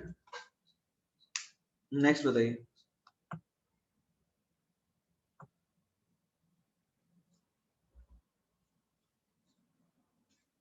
78।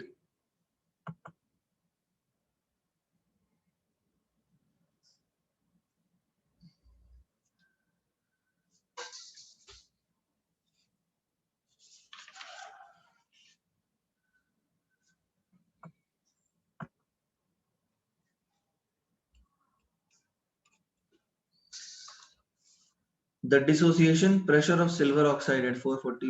देखो सिल्वर ऑक्साइड है, तो सिल्वर ऑक्साइड डिकम्पोज कैसे करेगा? Twice of Ag plus half O2। ठीक है, अब डिसोसिएशन जो प्रेशर है वो दे रखा है आपको 207, यानी ये तो पार्शियल प्रेशर ऑफ O2 ही दिया होगा ना। Everybody, is that clear? तो अब आपका क्या पूछा जा रहा है? डेल्टा जी नॉट बोल रहा है, तो डेल्टा जी नॉट होता है -2.303 RT log K। अब -2.303 R आपको पता ही है, T भी दिया ही है क्वेश्चन में, T भी दे रखा है, बहुत अच्छी बात है। अब तो log K निकालना है, यानी तुम्हें सिर्फ K निकालना है। तो Kp क्या आएगा? Root under partial pressure of O2, तो रूट अंडर 207। ठीक है, तो रूट अंडर 207 निकालो और सब्स्टिट्यूट कर दो, यहाँ पे आसान तो ही है। नेक्स्ट बताइए। टेम्परेचर दे ही रखा है, सब्स्टिट्यूट कर दो सीधा है। ये तो आसान क्वेश्चन हो गया ना। नेक्स्ट 87 के पहले कोई डाउट नहीं है? 85। ठीक है,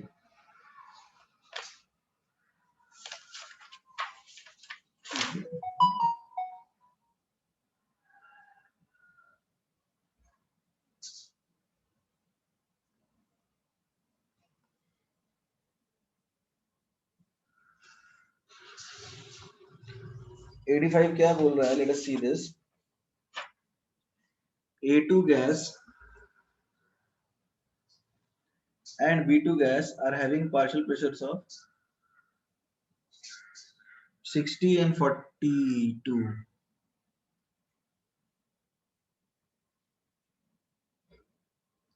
ठीक है, at equilibrium the partial pressure of AB, यानी रिएक्शन हो रही होगी कुछ इस तरह की। ठीक है,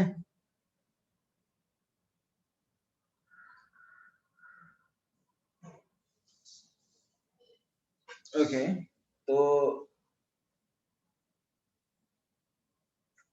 एक सेकंड है ना, इक्विलिब्रियम पे मान लेते हैं ऐसा कुछ जीरो था इनिशियली, तो 60 माइनस एक्स 42 माइनस एक्स और ये 2x होगा। अब इक्विलिब्रियम पे पार्शियल प्रेशर ऑफ AB दे रखा है, यानी 2x 28 है, तो x तो 14 हो जाएगा। ठीक है गाइस, तो ये 46 आएगा, ये 28 आएगा, नहीं ये 28 नहीं आएगा, ये आएगा हाँ 28 ही आएगा ये, और ये भी 28 है। तो Kp क्या आएगा आपका? 28 स्क्वायर अपॉन 28 इंटू 46।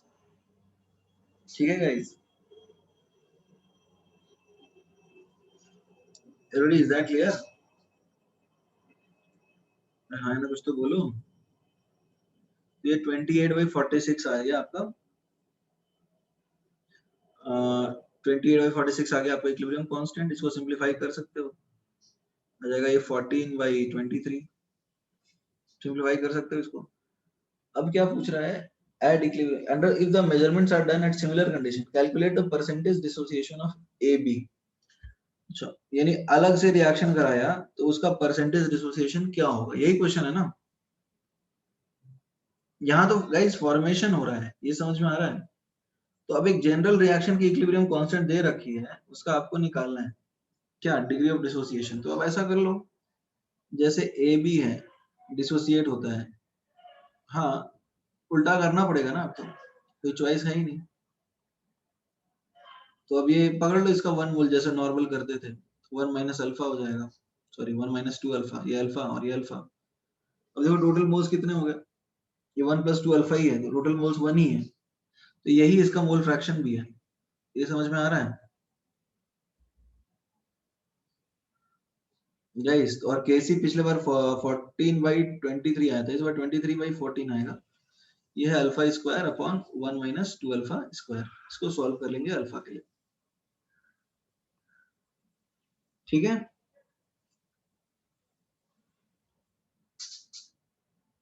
अब अल्फा के लिए सॉल्व करोगे तो परसेंटेज डिसोसिएशन क्या होगा बताओ एवरीबॉडी? परसेंटेज डिसोसिएशन हो जाएगा 2 अल्फा अपॉन 1 इंटू 100, ठीक है, क्योंकि हमने यहाँ पे 2 अल्फा माना है, ठीक है गाइस।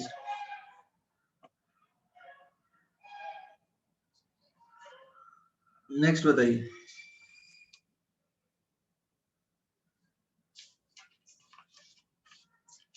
87। अच्छा 87 के बाद कितने क्वेश्चन है आप लोग डाउट? एक साथ बता दो कौन कौन से हैं। 87 उसके बाद, उसके बाद कुछ नहीं है।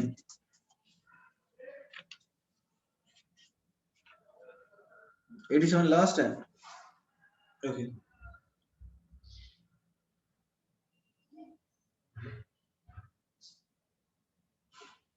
ठीक है।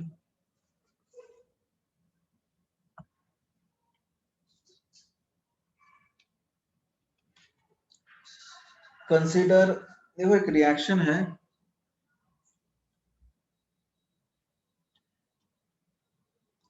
Carbon solid plus O2 gives you CO2, Kp1 is 7/8। Reaction 2 क्या है? 2 carbon solid plus O2 gives you 2 CO gas, Kp2 is 12.5 as 100 litre of air. 100 litre of air में 80 लीटर N2 है और 20 लीटर O2 है, is passed over excess heated coke। अच्छा, access heated Coke के ऊपर पास कराया, ठीक है। To establish the equilibrium mixture is found to measure 105 liter at constant temperature and pressure. Assuming no other reaction, find the thermal partial pressure of CO and CO2 in the final equilibrium mixture. खतरनाक। रुक जाओ, पहले question समझ में आया तुम्हें क्या है?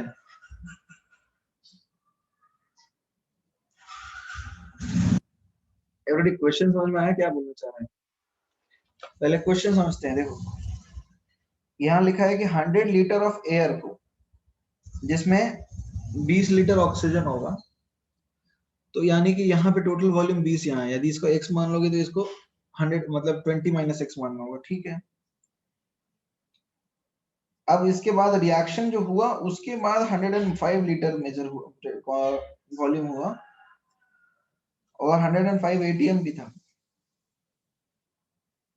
तो अब हमें करना क्या है, पार्शियल प्रेशर ऑफ CO और CO2 निकालना है, ठीक है।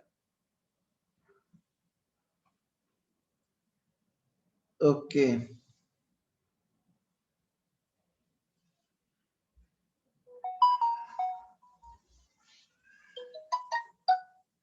एक मिनट, थोड़ा सा टाइम दो, इसमें थोड़ा एनालिसिस करना होगा क्या कहाँ काम कर सकते हैं।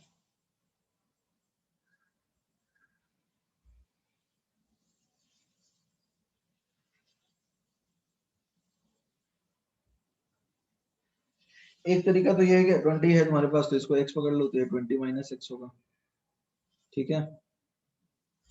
और इसका x से इसका x ही बनेगा, और इसका 20 माइनस x से 2 इंटू 20 माइनस x बनेगा।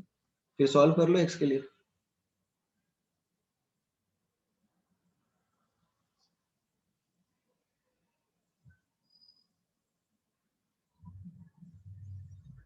ये एक तरीका है, देखते हैं इससे होता है नहीं। अब 100 एंड देखो N2 का तो कुछ होना नहीं है, तो अब ये टोटल वॉल्यूम जो है x मतलब 20 जो ऑक्सीजन है, ऑक्सीजन का वॉल्यूम जो कि आ जाएगा suppose x plus 20 minus x, ठीक है।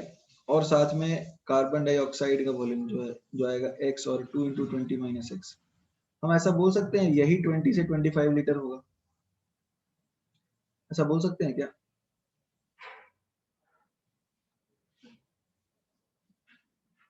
एवरीडी यही 20 से 25 होगा ना, N2 तो उतना ही रहेगा। 20 लीटर O2 था ना, 25 हो जाएगा। कैसे आया 25? अरे 100 से 105 आया ना, तो भी 20 से 25 हो जाएगा, क्योंकि N2 का तो वॉल्यूम चेंज हो नहीं रहा ना। Is that clear?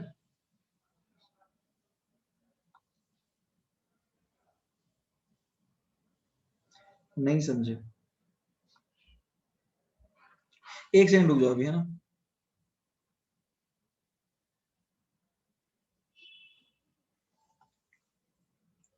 60 minus x is 25, x आ रहा है 35। नहीं अप्रोच में पंगा है।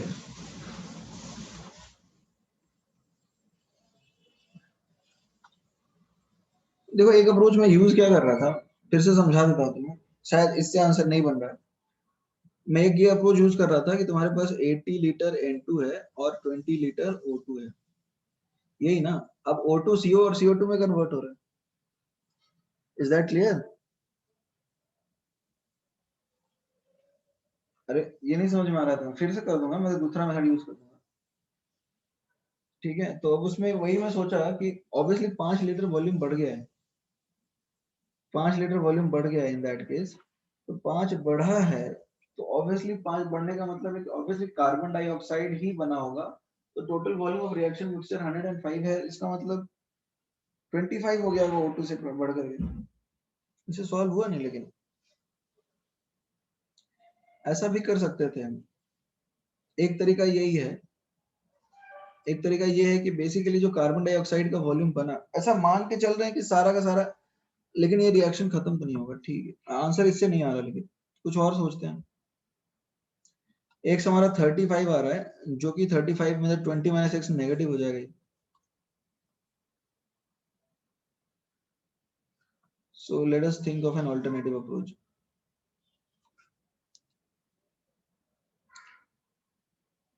गलत नहीं होना चाहिए, गलत कैसे होगा? देखो अप्रोच ठीक ही है। बेसिकली तुम सोचो कि O2 से CO2 बन रहा है, तो ये अप्रोच गलत है क्या? तो अब ये गैस पहले सिर्फ ये था, अब ये भी है, इसका वॉल्यूम 20 है और इन सब का 25 है, तो ऑब्वियसली इस इन सब का ही 25 होगा ना। तो हमने वॉल्यूम इक्वेट किया है, गलत नहीं लगना चाहिए। पता नहीं आंसर क्यों नहीं आ रहा, समझ में आ रहा है? अप्रोच गलत लग रहा है तुम्हें? O2 का वॉल्यूम, अरे भैया O2 ही कन्वर्ट हो रहा है CO2 और CO में ना, तो अब इन तीनों का वॉल्यूम मिला के 25 लीटर होना ही चाहिए। तो अप्रोच यदि ऐसा यूज करें तो गलत है।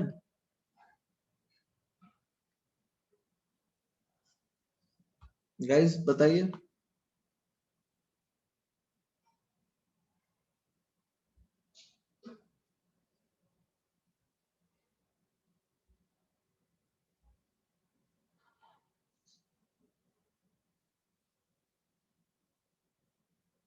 अरे कोई कुछ बोलता ही नहीं है।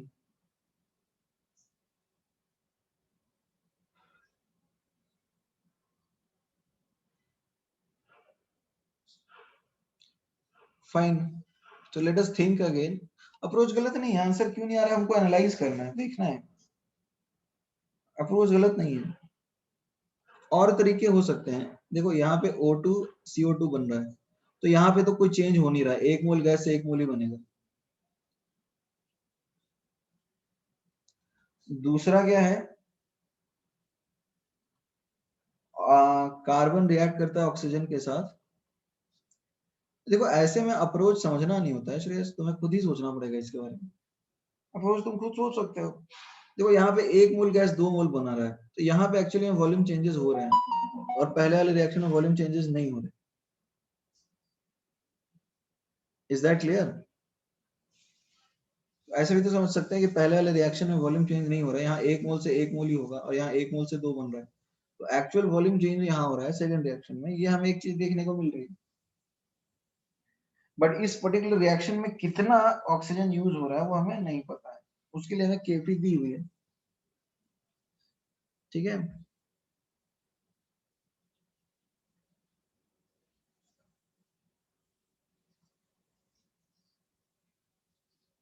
ओके, तो let us think of multiple ways.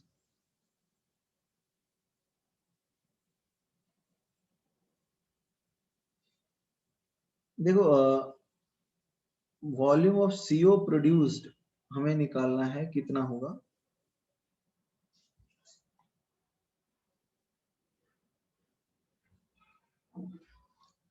ऐसा यूज कर लेते हैं, पहले वाले रिएक्शन में जैसे XCO2 यूज हुआ, ठीक है, तो पहले वाले रिएक्शन में XCO2 ही बनेगा।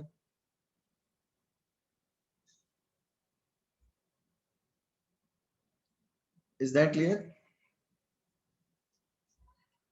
एवरीबॉडी, इज दैट क्लियर और नॉट? ठीक है, तो अब देखो अब ऐसा करते हैं ना, मोल फ्रैक्शन से इक्वेट करते हैं, तो इनका मोल फ्रैक्शन x अपॉन 105 होगा, इसका x अपॉन 105 होगा, because volume fraction is equal to mole fraction.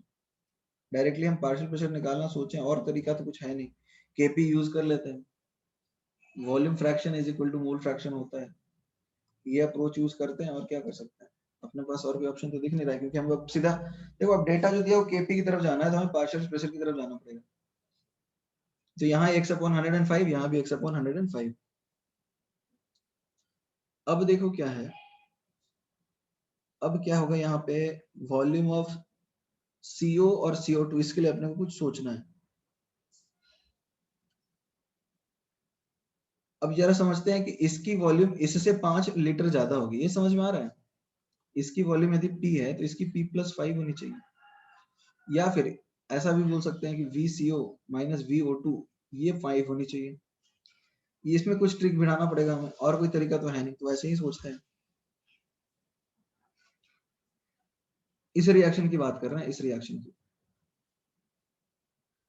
तो XCO2 आ गया, XCO आ गया, XCO हमें निकालना है। और कुछ डेटा दिया नहीं है क्या? और कुछ डेटा नहीं दिया?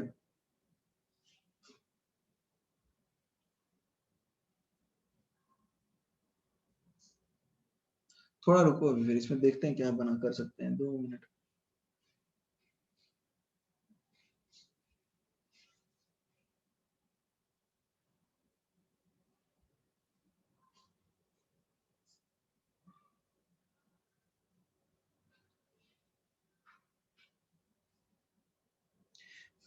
VCO माइनस VCO2 VO2 5 कैसे आया श्रेयस? इसलिए 5 आया क्योंकि सेकंड रिएक्शन में हमें ये डेटा गिवन है ना कि 5 लीटर एक्स्ट्रा बढ़ रहा है, तो बढ़ने वाला देखो, यदि 1 मोल CO2, जैसे मान लो तुम्हारे पास एक रिएक्शन है, A gas gives B gas, तो इसमें मोल्स चेंज हो सकते हैं क्या? 1 मोल से एक ही मोल बन रहा है, तो टोटल मोल्स कभी चेंज नहीं होंगे, ये 1 माइनस एक्स और ये x होगा तो कांस्टेंट होगा। बट यदि A गैस से B गैस बन रहा है तो चेंज होगा, तो एक्चुअली में जो 5 लीटर वॉल्यूम बढ़ रहा है वो सेकेंड रिएक्शन की वजह से ही बढ़ रहा है, तो उसके हिसाब से मैं बता रहा हूँ। ठीक है, अब CO प्रोड्यूस्ड जो है वो हमें सोचना है कि कैसे आएगा।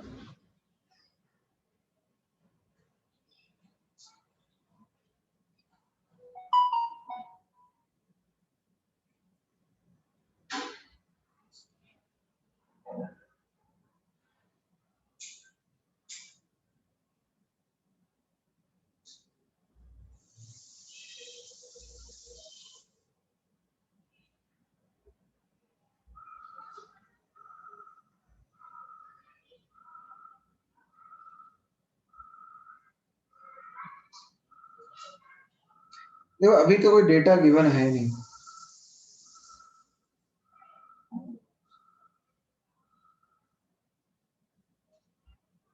हमें कॉम्बिनेशन देखने पड़ जाएंगे।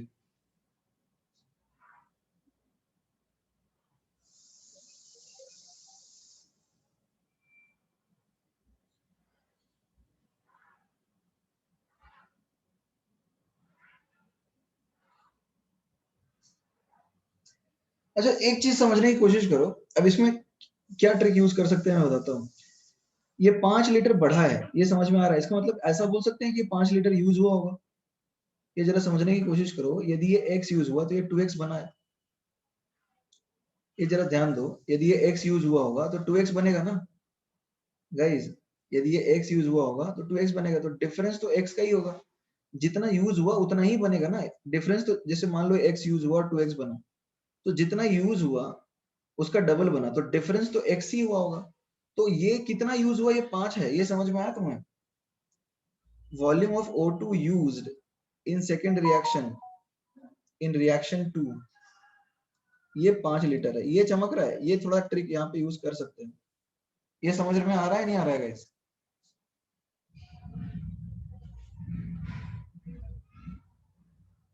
अभी क्लियर है guys? Are we now clear?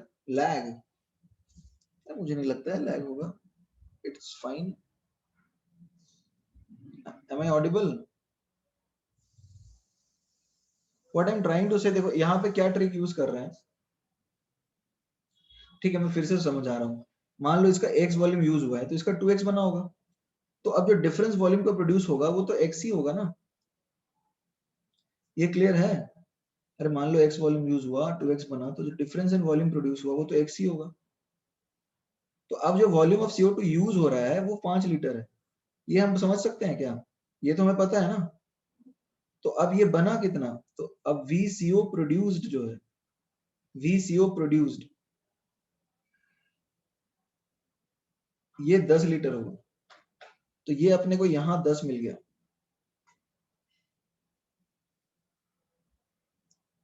Clear है?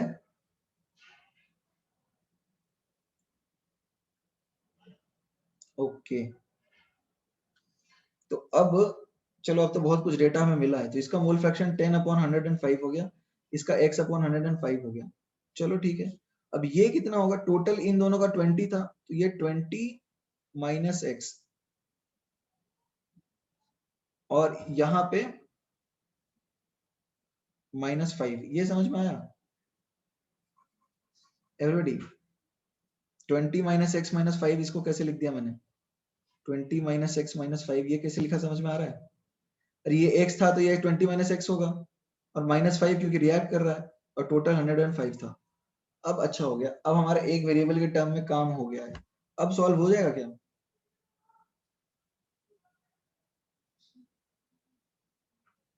एवरीबॉडी? अब सॉल्व हो जाएगा?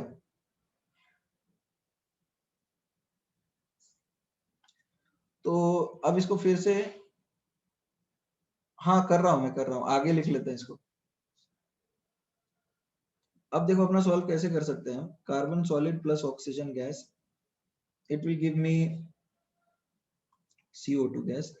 तो ये अपने को कितना आया था, ये x/105 था, ये भी x/105 था।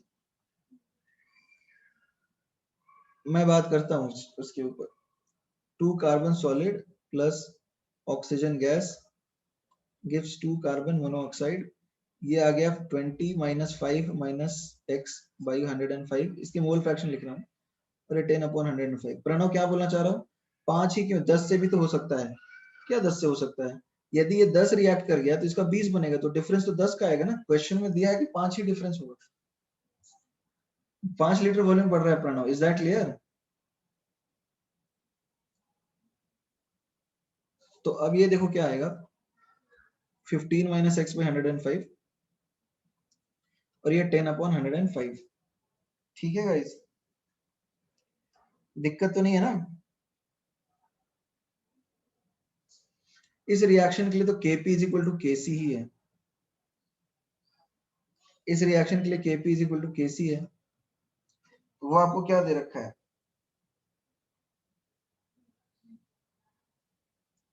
वो आपको दे रखा है 7/8।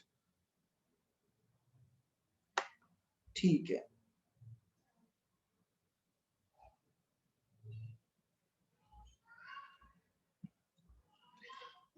दोनों रिएक्शन के टर्म्स में क्यों नहीं लिखा, कौन से दोनों? दोनों को x के टर्म्स में तो लिखा है।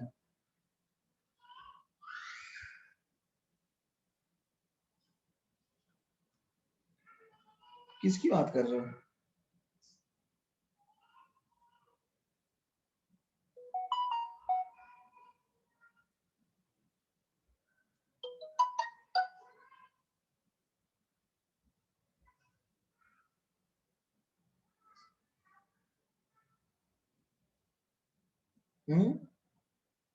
दोनों के दोनों को x के टर्म्स में क्यों नहीं लिखा? CO भी x के टर्म्स में लिखेंगे, CO लिख सकते हैं, लेकिन CO की तो एक्चुअल वैल्यू हमें पता चल गई है ना। CO हमें पता है ना कि 10 लीटर बना होगा और ये 5 लीटर यूज हुआ होगा, तभी डिफरेंस 5 का आएगा। उसको तुम x के टर्म्स में क्यों लिखना चाह रहे हो?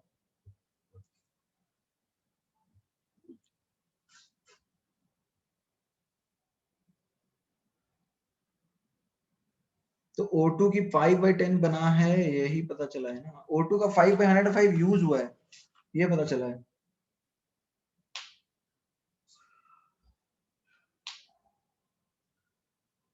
अरे O2 5 यूज हुआ इसलिए 10 बना, तो डिफरेंस 5 का आ गया।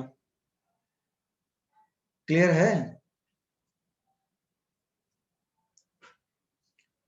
तो अब बेसिकली हमें ये सोचना है, देखो अब इतना तो हमने कर लिया है, अब हमारा नेक्स्ट स्टेप ये है कि हम सोच लें कि भैया इसमें इसको हम रिलेट करके कैसे सॉल्व करें।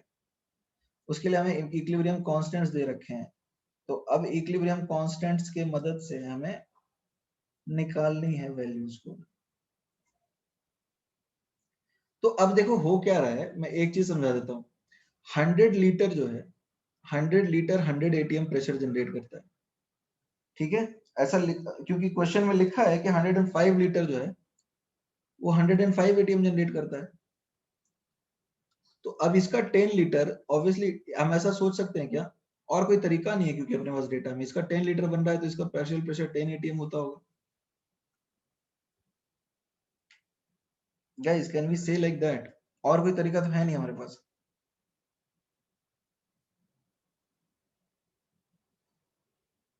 ठीक है, तो अब ये, क्योंकि और कोई मेथड ही नहीं है, देख लो, और कोई हिंट दिया ही नहीं इन्होंने क्वेश्चन में। तो अब ये 10 इसका प्रेशर हम डायरेक्टली लिख लेते हैं यहाँ पे। यहाँ पे इसका प्रेशर जो है it is equivalent to 10 ATM, और ये 15 माइनस एक्स जो है, ये 15 माइनस एक्स एटीएम ही होगा। अब देखो अब x निकल जाएगा हमारा, x कैसे निकलेगा, kp जो है kp आ जाएगा तुम्हारा 10 स्क्वायर अपॉन 15 माइनस एक्स, और इसको इक्वेट कर लो 12.5 से, तो आ जाएगा तुम्हारा x। 10/105 एटीएम क्यों नहीं होगा? 10/105 क्यों होगा? तो मोल फ्रैक्शन है ना। श्रेयस तुम तो यार कभी कभी गजब बात कर देते हो। टोटल प्रेशर हमारे पास दिया ही नहीं है ना। टोटल प्रेशर यहाँ मान लो 105 एटीएम है, तो इक्वेट करो 105 एटीएम प्रेशर मान लो हर जगह पे। जैसे पहले इस रिएक्शन की बात कर लेते हैं, ठीक है। अरे 100 लीटर का 100 एटीएम, तो 105 लीटर 105 एटीएम ना, हमको तो पार्शियल प्रेशर चाहिए था, तो 10 एटीएम आ रहा है, तो अप्रोक्सीमेटली से प्रोपोर्शनली है, तो इसलिए मैंने वो रिलेशन यूज कर लिया। ठीक है, तो अब x निकालो कितना आता है। और कोई ऑप्शन नहीं है हमारे पास, क्योंकि देखो क्वेश्चन में लिखा है ना कि 105 लीटर 105 प्रेशर जनरेट कर रहा है, वो तो क्वेश्चन में दिया ही है, और कुछ दिया ही नहीं है, तो क्या यूज करें बताओ। क्वेश्चन में और कुछ डेटा है ही नहीं अपने पास, जो डेटा है उसके बेसिस पे ही करेंगे ना। तो x आ जाएगा कितना, 7, x आ गया 7, तो अब जोड़ लो कितना आ रहा है टोटल, 7 और यहाँ पे 10, 17 हो गया आंसर तुम्हारा। यहाँ पे 10 और ऊपर वाले पे 7, तो 17 आ गया ना। 105 नाइट्रोजन का भी है, मैंने कहा मना किया, तो मैं टोटल मोल फ्रैक्शन की ही बात कर रहा हूँ। अरे तो उसमें टोटल प्रेशर मैंने लिया है ना, इस रिएक्शन की कहाँ बात कर रहा हूँ, वो तो ओवरऑल रिएक्शन मिक्सचर का 105 है ना, तो मोल फ्रैक्शन तो उसी के टर्म्स में जाएगा ही। तो x आ गया, देखो अब देखो तुम्हारा बेसिकली x आ गया कितना, x आ गया 10, तो ये 10 आ गया, तो 10 + 7 17 हो गया तुम्हारा आंसर।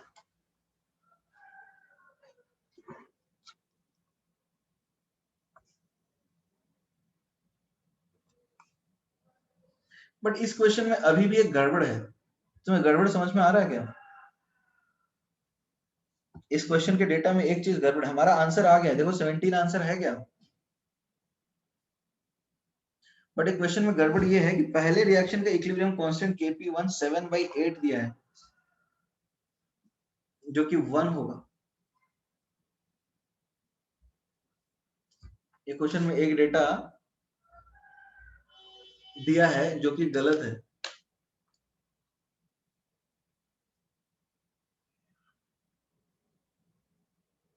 ठीक है, एक डेटा गलत है, Kp1, और दूसरे की तो जरूरत ही नहीं पड़ी हमें, दूसरे वाले की जरूरत ही नहीं पड़ी हमें। खैर इसलिए उसके ऊपर कमेंट नहीं करेंगे। अच्छा ये समझ में आया कैसे करना है? देखो ट्रिकी क्वेश्चन तो है, इसमें सोचना पड़ेगा तुम्हें एक एक स्टेप की, क्या चल रहा है कैसे चल रहा है। एग्जाम में ऐसे क्वेश्चंस कैसे करेंगे? Very good question. देखो एग्जाम में ऐसे क्वेश्चंस क्या होता है ना, एडवांस के पेपर में टाइम होता है, इस क्वेश्चन को यदि हम एनालाइज करें तो हमें सॉल्व करने में 15 से 20 मिनट लग गए, 15 मिनट तो लग ही गए, है ना। तो अब एडवांस के पेपर में आपके पास 1 घंटे में 36, मतलब बेसिकली तुम देखोगे तो 18 क्वेश्चन होते हैं, यानी एक क्वेश्चन को करने के लिए तुम्हारे पास 3 साढ़े 3 मिनट होता है। सारे क्वेश्चन ऑब्वियसली कोई करता नहीं, 100% तो नंबर किसी को आते नहीं। तो मान के चलो तुम 15 क्वेश्चन करते हो तो 4 मिनट पर क्वेश्चन बनता है, इसमें केमिस्ट्री में बहुत सारे क्वेश्चन जल्दी हो जाएंगे, तुम बचा सकते हो डिफिकल्ट क्वेश्चंस के लिए 10-15 मिनट, वही तरीका है। और उसमें लगाओ टाइम, सोचना पड़ेगा तुमको, सारे क्वेश्चन थोड़ी करता है कोई एडवांस में, टाइम लगता है तो दो टाइम। ऐसे सारे क्वेश्चंस थोड़ी होंगे जो बहुत ज्यादा टाइम लगेंगे या फिर कैलकुलेशन होगा, कुछ होंगे तो उसमें टाइम बचेगा, उसको दे देना। देखो ऐसा नहीं होता एडवांस में टाइम नहीं बचेगा, तुम्हारे टाइम बच जाएगा, छोड़ सकते हो, बिल्कुल छोड़ सकते हो, पहले इजी वाले कर लो, फिर जो टाइम बच जाए उस पर लगाओ इसमें। नेक्स्ट क्वेश्चन बताइए। अच्छा इस क्वेश्चन का रिव्यू दे दूं। देखो इस क्वेश्चन में हमने बेसिकली किया क्या, बड़ा इसमें अजीब सा डेटा गिवन था। डेटा गिवन था क्या, डेटा ये गिवन था कि मान लो टोटल वॉल्यूम 5 लीटर बढ़ रहा है, तो इसको हमने ऐसे सोचा कि इसमें तो वॉल्यूम चेंज हो नहीं रहा है, 1 मोल से 1 ही मोल बन रहा है, इसमें 1 से 2 मोल बन रहा है, राइट। तो 5 लीटर से 10 लीटर बनेगा तभी तो वॉल्यूम चेंज 5 का आएगा। यदि x रिएक्ट करता है और 2x बनता है तो डिफरेंस x का आएगा, तो जितना रिएक्ट हुआ है उतना ही डिफरेंस आ रहा था। तो हमने ऐसे सोचा कि यदि वो x रिएक्ट करता है तो 2x बन रहा है, तो ऑब्वियसली x 5 ही है। ठीक है, तो हमने मान लिया कि टोटल वॉल्यूम इसका 20 है, तो वो तो दिया है क्वेश्चन में, तो ये x यहाँ रिएक्ट किया तो यहाँ 20 माइनस x यहाँ रिएक्ट किया होगा, और ये 2x बना तो 2x 10 होगा। ये समझ में आया? तो यही तो मेन ट्रिक था कि यहाँ ये 10 है और यहाँ ये कितना है, 15 माइनस x है। अब ये यदि पता चल गया तो एक और ट्रिक ये ध्यान देना है कि 105 एटीएम 105 लीटर 105 एटीएम जनरेट कर रहा है, तो 10 लीटर 10 एटीएम जनरेट करेगा। तो यहाँ हमने इसको 10 मान लिया, यहाँ 15 माइनस x मान लिया, इक्वेट कर दिया।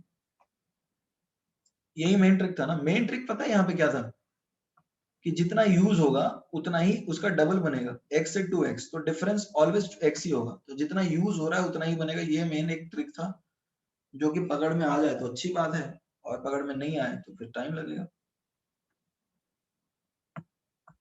5 वाला ही मेन ट्रिक है। आगे बढ़ सकते हैं तो कुछ और डाउट है तो बताओ, नेक्स्ट बताइए।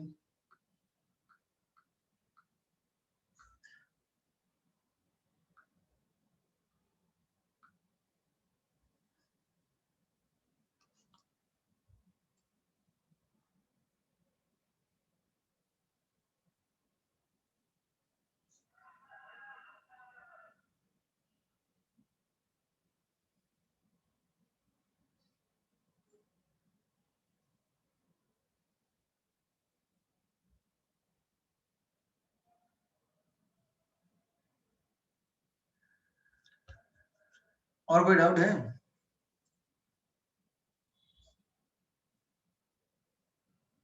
सो बेसिकली गाइज अभी क्या है कि अभी बेसिकली ये है कि आपको इस तरह के क्वेश्चंस मिलेंगे। अच्छा एक क्वेश्चन अपना छूट गया था, राइट, उसको मैं नेक्स्ट क्लास में डिस्कस कर दूंगा, कर दूं? कौन सा छूटा था हमारा?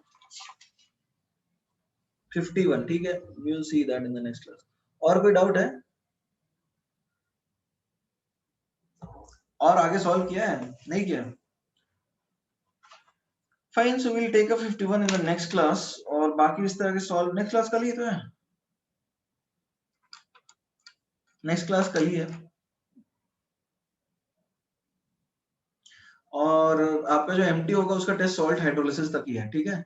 जो आपका एमटी का पोर्शन है it is up to salt hydrolysis, ठीक है guys.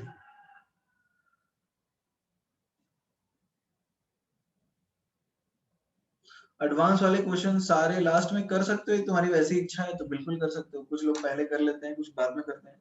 If you want to solve at the last तो लास्ट में कर लो, कोई दिक्कत नहीं, ठीक है। और आपका जो पोर्शन है वो सॉल्ट हाइड्रोलिसिस तक रहेगा। कल हम लोग कुछ क्वेश्चंस कर लेंगे सॉल्ट हाइड्रोलिसिस को खत्म करने के बाद, और एम्फीब्रोटिक सॉल्ट करके एक टॉपिक होता है। और कुछ डाउट है तो बताओ। Okay, then goodbye. We'll meet in the next class.